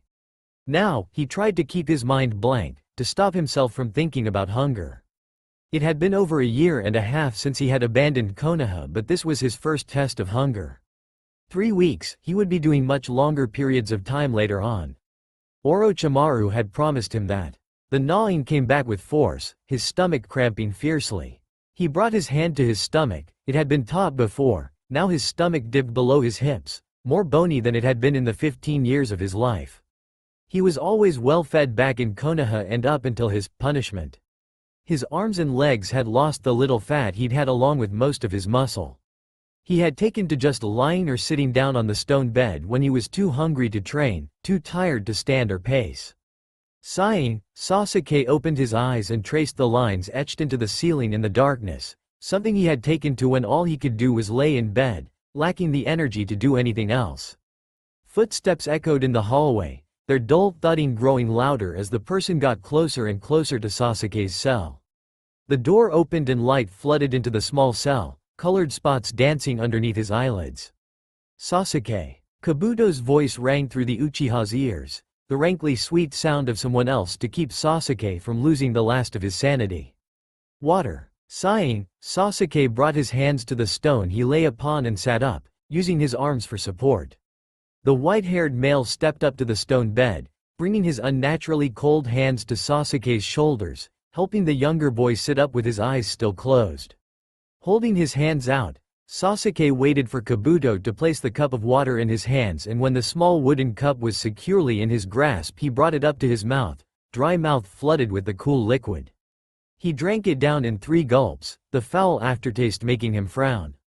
Squinting into the light, Sasuke licked his lips, trying to figure out what he had just swallowed. That wasn't just water, Sasuke murmured. His head was starting to feel dizzy and what little eyesight he had was slipping away. I meant to say that it was mostly water. Kabuto snickered. Please, do forgive me, Uchiha-sama. Light and shadows blurred together as Kabuto's hands held onto his shoulders, their clamminess sending shivers down Sasuke's spine as he fell into oblivion. Haruno Sakura stood patiently by her master's desk. Tsunade groaned exasperatedly as she pinched the bridge of her nose. Sakura eyed her teacher's desk, and Sakura wondered for the umpteenth time if it was not just this morning that she and Shizune-san had organized the Hokage's desk. It was nothing short of a miracle that Tsunade could manage such a feat in such a short amount of time. Today it seemed as if the chaos was even messier than usual. With a heavy sigh, Sakura watched as Tsunade basically shoved half the contents of the desk onto the floor. She was going to have to schedule another cleaning again. I know I had it somewhere, she mumbled under her breath. Tsunade was nervous, this Sakura could see.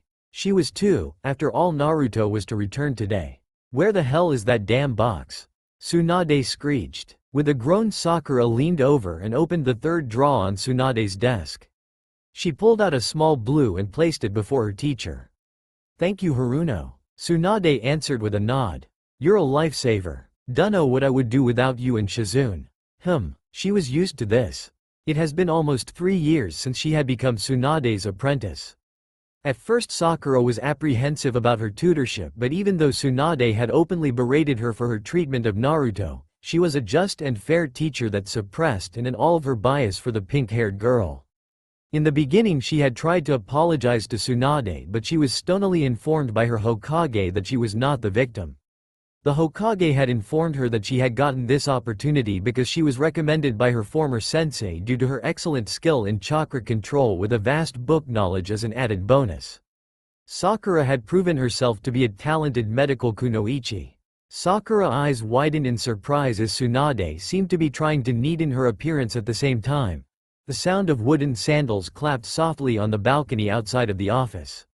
The blonde Hokage leapt from her seat, her face alit a soft smile. I see you are hardly working as usual, Tsunade Hime. A tall white-haired man crept through the window and pulled her teacher into a big hug before she could greet him with her usual bone-crushing punch. You big oaf. You haven't seen me in so long and that's the greeting I get. I work hard, unlike you, you big buffoon. Sakura watched the old friends bicker with each other, and for a moment Sakura was reminded of her old teammates. With a gulp, Sakura recited her apology in her head. It was a speech she had been coining since the day she found out the Naruto had left the village. Shit, she forgot how it started. Sakura peered behind Jiraiya and out the window expecting to see Naruto. She frowned. Where was she? Sakura noticed the man freeze, his eyes swinging over to her. Did she say that out loud? The tall man squirmed as Tsunade peered over his broad shoulder. Where's Naruto, Jiraiya? Asked Tsunade as she pulled away from his entranced. Well, you see, the thing is, Jiraiya was stuttering. The thing is, she didn't want to return. Tsunade and Sakura gasped, as yet. Jiraiya continued, his palms up, gesturing for the women to calm down. She'll be back soon. She said, she wanted some more time away. But she will be back. All the blood seemed to have rushed to her teacher's head. And you just let her go? How? How could you let her go? She began stuttering angrily. Her voice was loud and the office seemed to be shaking beneath her wrath. Sakura swallowed hard, her heart thumping in her head. Naruto wasn't coming back. Was this all her fault? Jiraiya spared her a quick glance, and for a moment he seemed to pity her. Sakura swallowed hard. Shisho, her voice sounded extra squeaky. Excuse me. With a quick bow, Sakura rushed to the door. She couldn't bear to hear them speak of Naruto, and she couldn't bear the look of pure dislike that Tsunade had shot her as well. This was all her fault. Oh my god. It's nothing I've ever seen before. Round after round, dish after dish. And they are still going. Will this ever end? Will the champ be replaced? The announcer's voice rang through the crowd. Everyone's eyes and mouth gape watching the slight young girl shoveling bowls of pork miso ramen down her throat. Naruto Uzumaki was a competitor never seen before, and Tatsuya Orochi was not very pleased with the way things were going. He was 5 bowls behind and time was running out. From the corner of his eye, he watched as the young girl cheerfully placed down her empty bowl and called for another one. Damn it, that was 6 bowls now. He could not foresee himself winning the competition, but he also could not see himself give up. With a loud belch, Tatsuya placed down his own empty bowl, crying for another. We only have a minute left on the clock and it may be too early to call a winner, but I think we know who it is. Naruto. Naruto. Naruto. Then girl beamed from behind her bowl, blushing bashfully as she slurped up the remainder of her soup. She too belched and Tatsuya was offended that it was louder than his. What the hell was this kid? And the countdown begins. 5, 4, 3, 2, 1. We have a new champion. Naruto Uzumaki. The defeated man watched as the young girl was yanked out of her chair and thrown into the air. They never did that for him before. Then again, they never could even if they wanted to. Slamming his bowl on the table, Tatsuya stood quickly as his body kid and began to protest. It was rigged. This was all planned. How could a little girl like her beat me? His yelling was drowned by the cheers. No one heard him except, of course, Naruto, who gave him a sly smile before mouthing the words, "Sore loser." The first thing Sasuke thought about was how cold it was. Every hair on his body was raised and every pore puckered. He shuddered sharply, his body trying to raise its temperature. It didn't work. His brows knitted together in frustration and slight confusion. What the hell was going on? Single quote. Sasuke-kun, I see that you are awake. Sasuke's eyes snapped open to see Kabuto standing over him, a triumphant gleam in his eyes. The experiment was a success, if you were wondering. What did you do to me? Sasuke asked, licking his dry lips, his throat parched and dry as if it hosted the deserts of Sune within itself. He dared not to ask for water again, especially after what happened the last time. Nothing of much concern. Sasuke watched as Lord Orochimaru stepped out, writhing from the shadows of the room like the snake he was. What have you done to me? Sasuke repeated. I have only made a few minor adjustments to your body, Sasuke-kun. Your stamina, your strength and your healing abilities have been boosted drastically. Your body, the masterpiece that it is, like my own, is now impervious to all toxins and venoms. Your bones are now denser, so I could easily say, it would be harder to break you in battle. You'll also need to get used to the increase in your body mass, of course. Walking should be a hassle at first, but I know you will surpass that small limitation in no time. A faint buzzing began to echo in his ear. Sasuke's brows was twisted in anger and through clenched teeth he spoke. I only asked for you to train me, not make me into one of your experiments. My boy, you are worth far more to me than just a mere experiment. I would never intentionally harm the body of whom I consider to be my own flesh and blood. You are like a son to me, basically a part of me, and I, Sasuke-kun, would never harm an extension of myself. Quote. Sasuke watched as the older man slither closer to him, slipping to sit beside him on the cot. Sasuke sassy up quickly, surprised at his own speed even though his body seemed to weigh him down. What the hell did they do to him? Sasuke's face remained impassive as Orochimaru patted his hand in clear mockery of compassion and affection.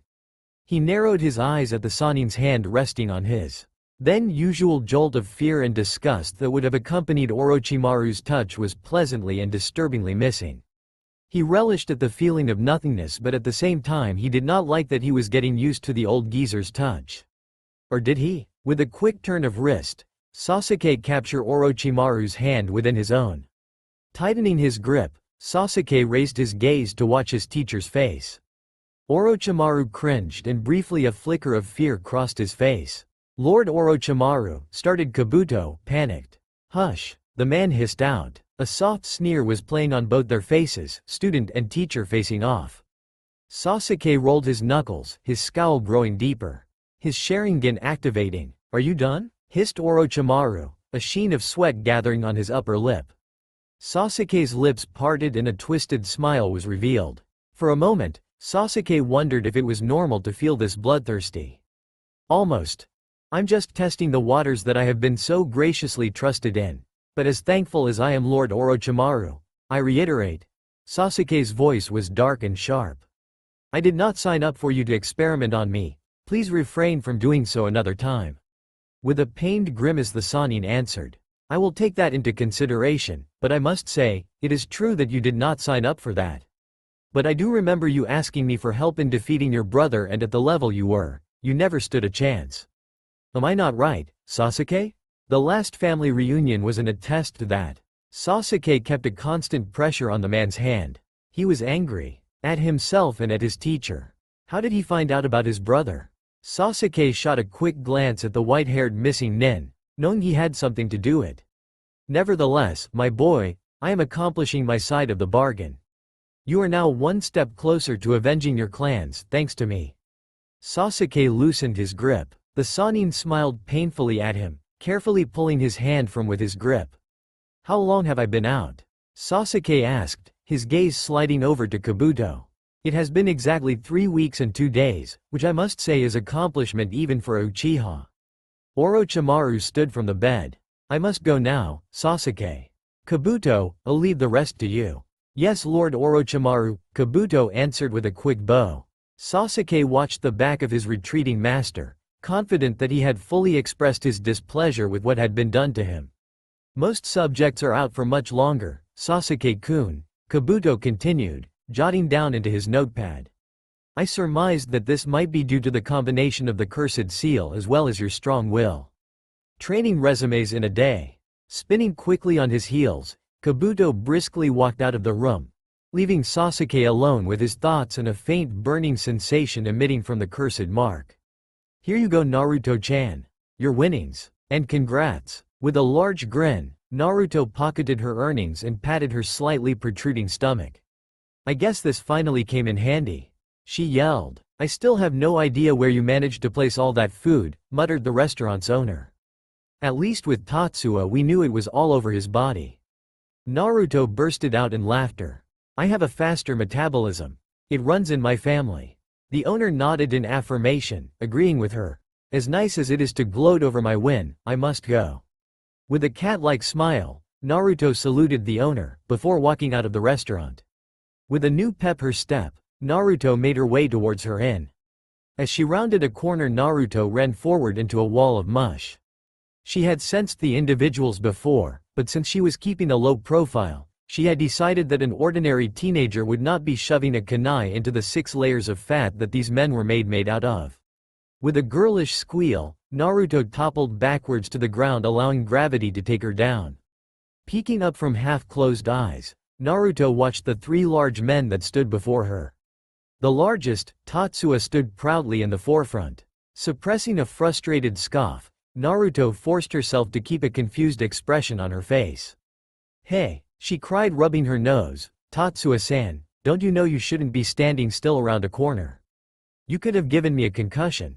Naruto made sure her voice was as squeaky and sing-songy as possible. She wanted to be as annoying as she possibly could. She was trying to draw a crowd, hoping that would be enough to thwart whatever plans Tatsuya and his cronies cooked up. No one came. Where the hell was everyone? Great. Now she definitely had to deal with this on her own. Just cut their throats. Thankfully Naruto had already sealed her winnings away, so no amount of shaking would help them retrieve that from her. She stood brushing the dust from the back of her pants, as she eyed the men warily. Tatsuya looked extremely flustered with her. He resembled a large sweaty red habanero. She did have the talent of getting under people's skin. How dare you, kid? First you steal my money, now you insult me. This, he pats his stomach proudly, is a work of art and 20 pounds of pure muscle. Naruto's eyes tore open and she cocked her head to the side. What, Nani? What fucking muscle? Naruto sniggered, she couldn't help it. She has seen a lot of abdominal muscles in her lifetime, and that thing, Kami forbid, was not muscle. His face grew redder. Okay, whatever you say, Tatsuya-san. Naruto bowed quickly. I must apologize, for I cannot keep neither you nor your friends company. I must be on my way. Not with my money. Your money? Naruto blinked slowly before retorting. I don't remember you whining, Tatsuya-san. The man sputtered for a moment. That competition was rigged. Naruto nodded in understanding. Well, Tatsuya-san, if you feel so, maybe you should take it with the organizers. She spoke to him as if he was just a little too slow. I will, he answered, but you're coming with me. With a pout, Naruto scrunched her nose. I don't think I will actually, I must be someplace else at the moment. With a growl, the large man made to grab for her and instinctively she stepped back with a speed that would certainly be out of the ordinary for the normal teen she was playing. Tatsuya narrowed his eyes and made another grab for her. He failed to do so again. With a winded grunt, he said to his cronies, grab her. Naruto sheepishly scratched the back of her head, a grin spreading across her lips. I don't want to play this game anymore. Naruto huffed. It's pretty frickin' boring. Such a liar. She did like this game. The husky men swarmed towards her and Naruto danced out of their reach. She played the game of 3 fat cats and a mouse. She even laughed boisterously after a few well-placed pokes in each of the men's muscle-packed pouch. Fucking nonsense. When she was done, the roles reversed. Naruto being the cat that outran the overweight mice. Each man was propped on various surfaces trying to catch their breath, sweating profusely. You should think about working out more, Tatsuya-san. Mao, maybe next time we can play longer. It was fun. Naruto laughed, doing a quick bow before racing towards her in. It was a celebration, and Naruto was not sure how she was the one being celebrated. Congrats on your winnings. Who knew you had it in you, squirt? Usually she would protest at the nickname and the rustling of her hair by the innkeeper, but she was baffled. What were they celebrating again? Her? So this was where everyone was. The large man laughed at her expression before retreating into the crowd and back around the front desk.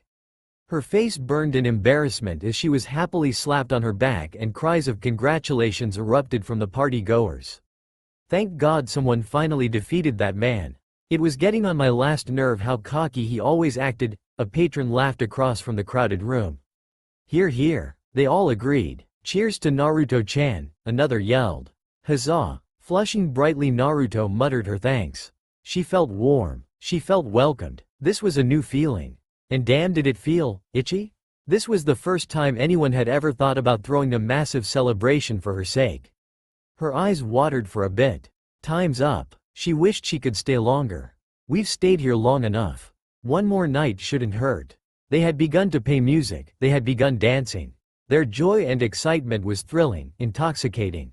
She watched the room, eyes wide. Dance with me. Naruto snapped her head to the side. She looked up to see the innkeeper's son, Daisuke. He was tall, but then again most people were tall for Naruto. She pursed her lip and thought, why would he want to dance with her? He smiled brightly at her before taking her hand in a loose grip, pulling her to dance floor. Slowly he taught her the steps and quickly she caught on. Soon she was moving as skillfully as all the other dancers in the room. He was a tall, muscular youth, almost twice her height, with sparkling green eyes that he inherited from his sweet mother and bronzed skin and dark hair from his caring and jovial father. Naruto eyes his lips. He was always smiling, she mused. He flashed a quick cheeky grin. He was dashingly handsome, and if she remembered, he was more than a little bit older than her. 19? She couldn't exactly remember. Naruto lowered her lashes and pink tinged her cheeks. She knew he liked her. The hints that he had been throwing at her or the last 2 weeks was in no way subtle.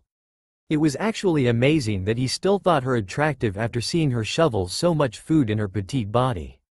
The song ended and they parted ways. She barely managed to step away from the dance floor before she was asked to dance again. This time it was with the owner of the village's bookstore. As she danced, she knew his eyes did not leave her once. When the dance was completed, she wove her way through the crowd, ignoring the calls out to her. It was getting way too hot, and the many scents and smiles were beginning to overwhelm her. She just needed a moment. Just some fresh air. Naruto knew he followed her out to the porch and she what he wanted as well. She wasn't that clueless. Too much? He asked, as he plopped down beside her on the porch's steps. Ah, no. It's fine. I'm just not used to other people being massive balls of energy other than myself. Yeah, I get you. He laughed, as a hollering hoot sounded from inside. Dad sure knows how to throw a good party. She nodded, twiddling her thumbs as he took in as much of the fresh air into her lungs. So, he began, I guess you are leaving tomorrow? Naruto glanced at him from the corner of her eye and hummed in acknowledgement. Did you like it here? Did you like your stay? A soft smile ghosted across her lips. The most fun I had in a long time. Good, he murmured, inching closer. I'm glad. Naruto glanced up at him as he angled his body to face her, his hands, large and warm, cupping her face gently. For a quick moment, she panicked, but quickly lowered her own eyes, to mirror his own as he pressed a chaste kiss on her lips. She didn't move, didn't pull away. She allowed herself to relax as he raised her face to a higher angle. He flung his free arm over her shoulder and pulled her flush to his side. He kissed her again. This time, it was longer and much more invasive than the first. His tongue swept across her teeth, tempting her to unclench them. When she did, tongue darted in, lightly grazing hers before wrapping enticingly around hers. This was grown man kiss. The kind of kisses she read about in Ero-sensei's book. Naruto blushed as red as the tips of her hair, her ears burning, when Daisuke pulled away. Cute, he murmured, your ears turned red, Naruto-chan. With a dazed gasp, she cupped her hands over her ears in embarrassment. Are you teasing me? She whispered back huskily. Shouldn't I? He smirked, eyebrows raised in pseudo-challenge, a large, bright smile on his face. She raised both her brows, a smirk on her face, before looking away. God, how could someone smile so brightly? It was almost unnerving. Hypocrite, was that your first kiss? He asked. Naruto's heart stopped, and unwanted memories bubbled up to the surface. Still she kept her smile. You could say that, she answered. Does it matter? No, I was just curious. He answered. They fell silent, listening to the sounds of the party. You'll write to me, won't you? He asked. Her gaze spun back to him, her brows furrowing. He stared at her silently waiting for an answer. Can I write to you? He continued. Looks like he likes us a little bit more than we anticipated.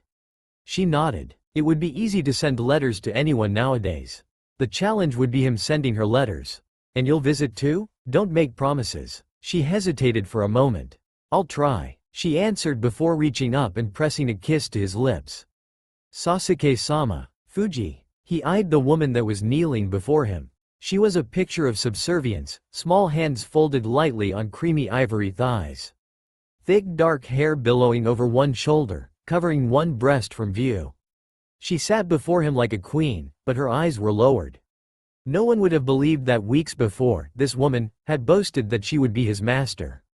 And here she was, salivating at his feet. What? Sasuke stood before her, drying the remaining water from his body. He had just finished his shower.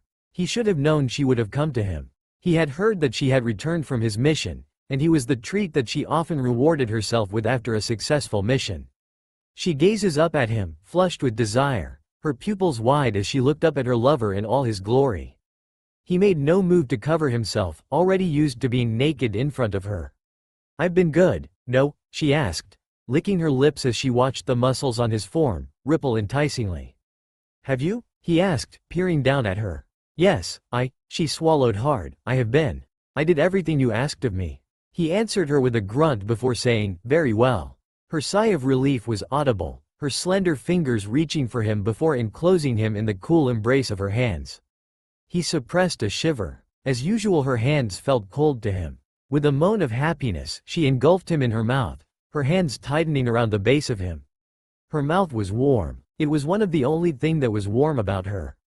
Sasuke watched as glided her hands between her legs, twitching as her fingertips made contact with the center of her core. With a grunt, she pulled him deeper down her throat, her split tongue cupping his shaft.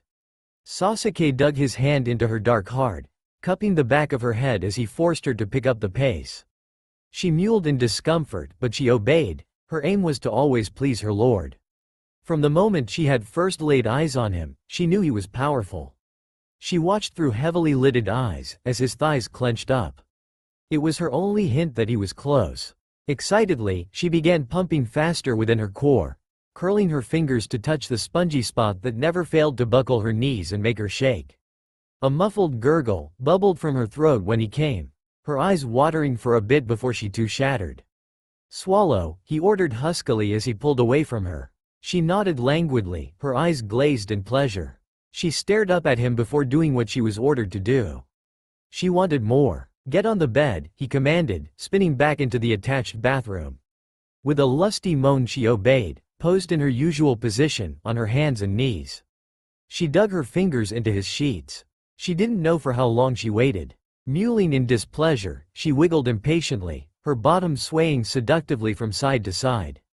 It was not fair how he always made her wait. She opened her mouth, ready to call out to him, when she felt cool rough hands grip her hips, steadying her. With a gasp, and a moan of satisfaction, she was finally given what she wanted. Well, this was new. Naruto sat quickly, her legs swinging as she sat in her up on a ridiculously high couch. With a scowl, she wondered for a moment if she was ever going to grow. A young woman entered the lobby. She bowed deeply before speaking. "He will see you now." Naruto pushed out of her seat, following after the woman. She eyed the woman's long legs enviously. She scowled to herself, her nose crinkled, and she folded her arms across her chest. The one thing that Naruto had finally accepted was her non-existent chest. Naruto blew hot air through her nose and rolled her eyes as the memory of Jiraiya came to her. "I heard if you got a boy to feel you up under the moonlight, your breasts will get bigger." Naruto had lovingly graced him with a punch to his ribs. "Uzumaki-san," the woman held open a door for her, gesturing for her to enter the room. She did, expecting the woman to follow her. She didn't, she only bowed once more before closing the door. Naruto pursed her lips, her eyes glancing around a well-furnished office. Her eyes was caught by the slight figure, sitting behind the large desk. The man was pale, his head down, his face obscured by the large hat of Suna's case cage. The figure scribbled away at the papers on the desk. Hey?" Naruto called out, confused. She had asked to see Gaara. Why would they lead her to the case cage? "Is Gaara around?" The cage stopped scribbling and raised his head. Naruto eeped in surprise as warm teal eyes looked up at her, crinkling in amusement. "Yes," he answered, a slight lit to his voice.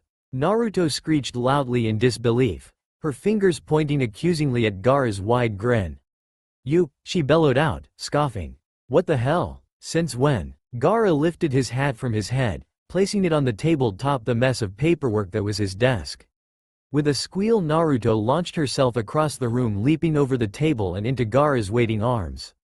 "Holy shit!" Naruto exclaimed. "Congrats!" Naruto surprised herself. She didn't think that she would be this excited, that she would throw herself into his embrace. Surprised that she was not just happy, but also very jealous. "Why?" she pondered. With widest grin she could possibly muster, Naruto smiled up at Gaara. Was this a good idea? To visit Gaara? The redhead patted her lightly on her head, smiling down at her. "You look good," he concluded after a moment of silence, looking her up and down. "Have you been eating well?" Naruto rolled her eyes, pulling herself from his embrace. "Yes, I have," she answered. "Dad." Gaara smirked slightly and jabbed back with his own insult. "I was just concerned because it seemed as if you haven't grown much in the last 3 years." With an indignant squawk, Naruto punched his arm.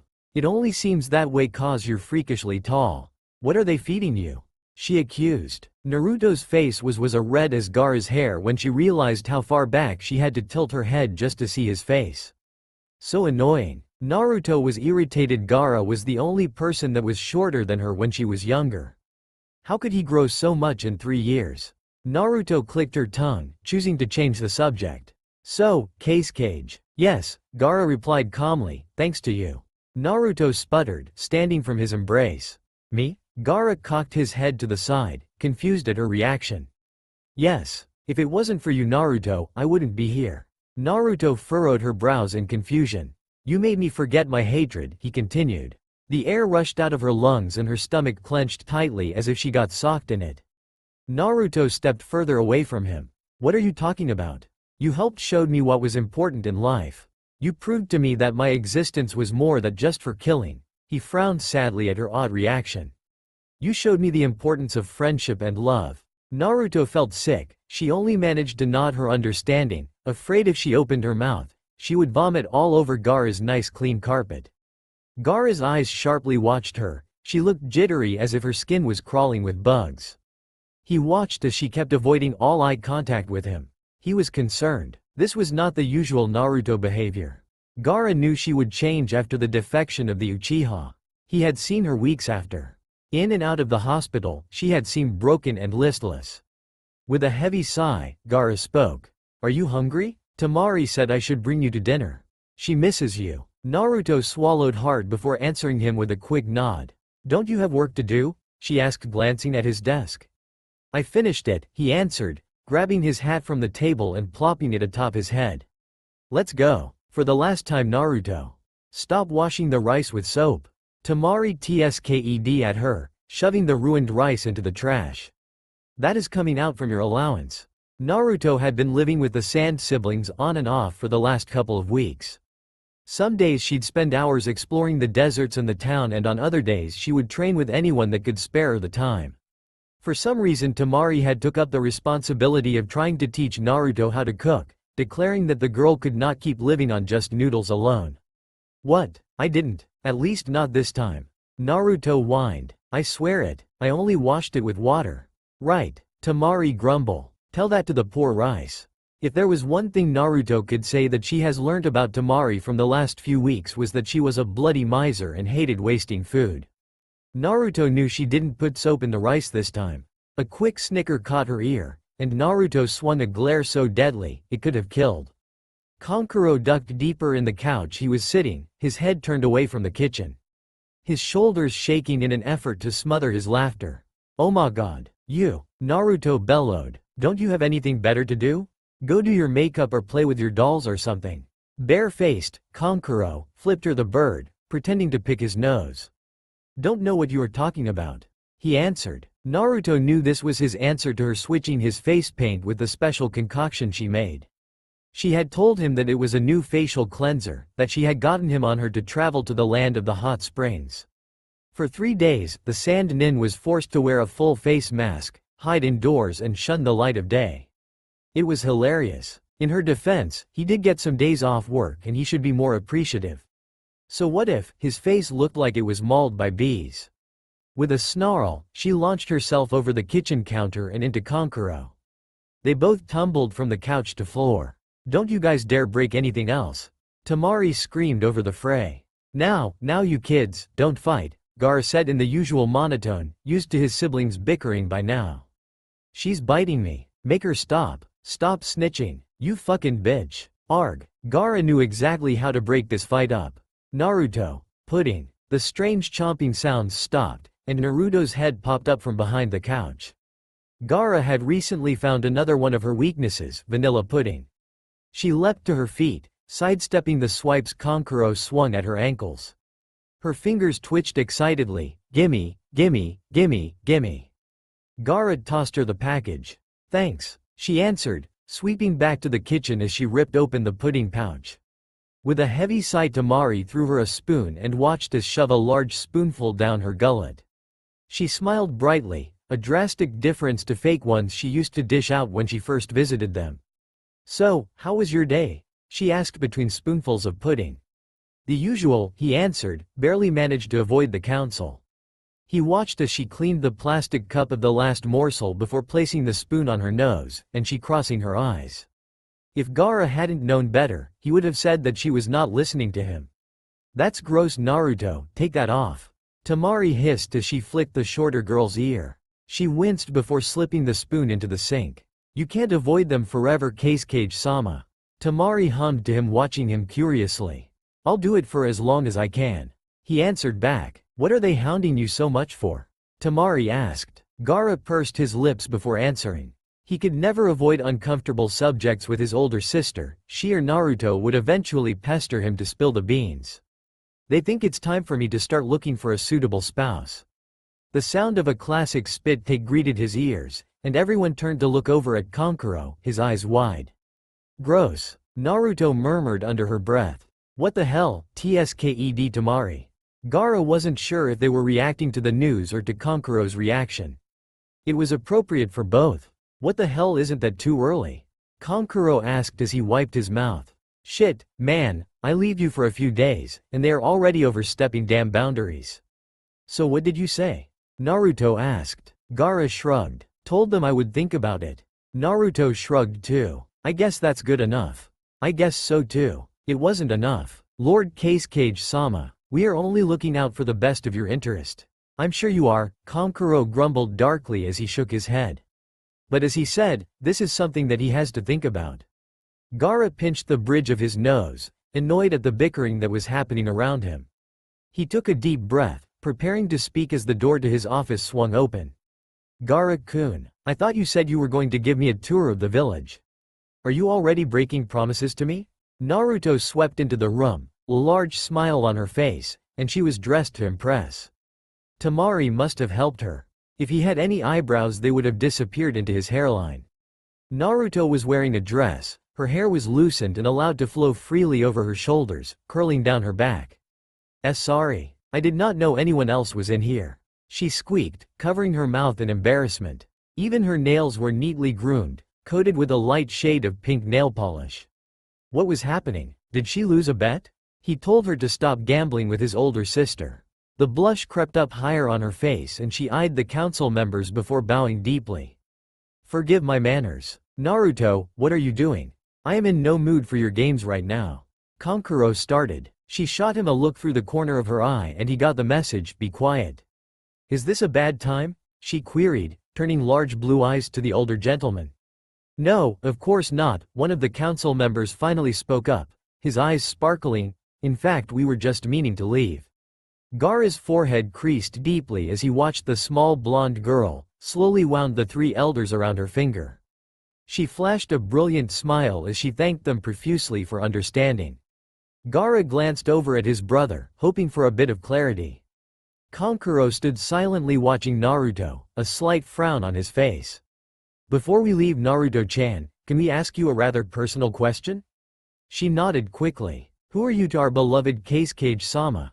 Elder Baki asked. Naruto's eyes grew wider and she began stutter, glancing at Gaara quickly before staring back up into the face of the elder.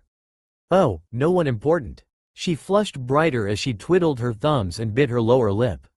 The elders shared a quick look before nodding to each other. Elder Yura shot him a knowing look and Gaara pursed his lips and narrowed his eyes. I see why you were so hesitant about our meeting, Kasuke-sama. The man spoke as he and his companions left his office. A moment of silence, then the sound of a quick shuffle of hand movements. Naruto casted a privacy seal.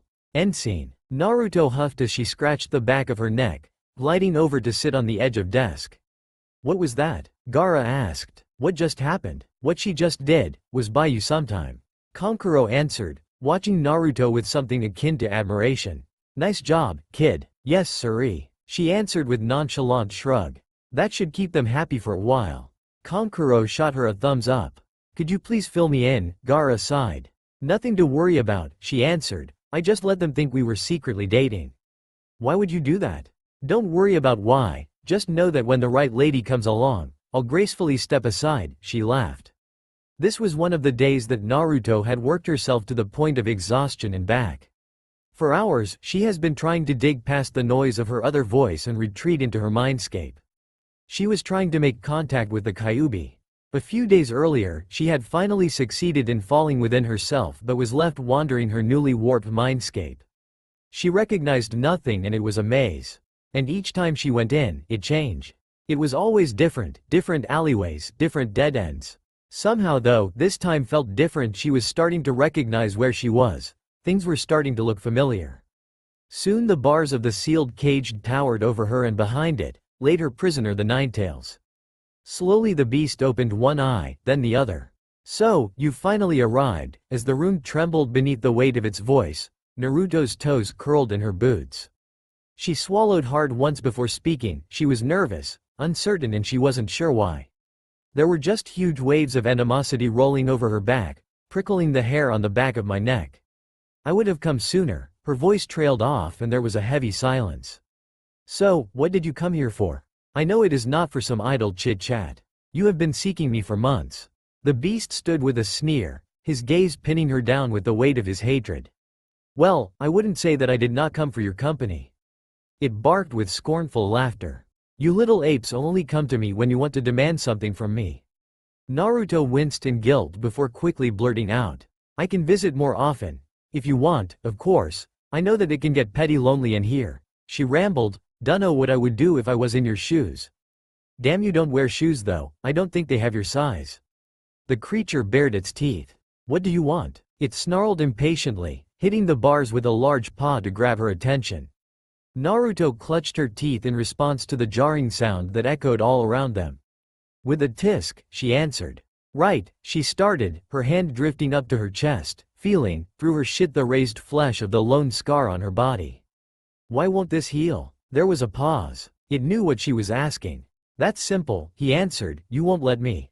Naruto frowned in confusion. What do you mean, I won't let you? Naruto stepped forward in disbelief. It is just as I said. Her heart trembled and almost stuttered to a stop when fine fingers and then a slim hand slipped over her shoulder.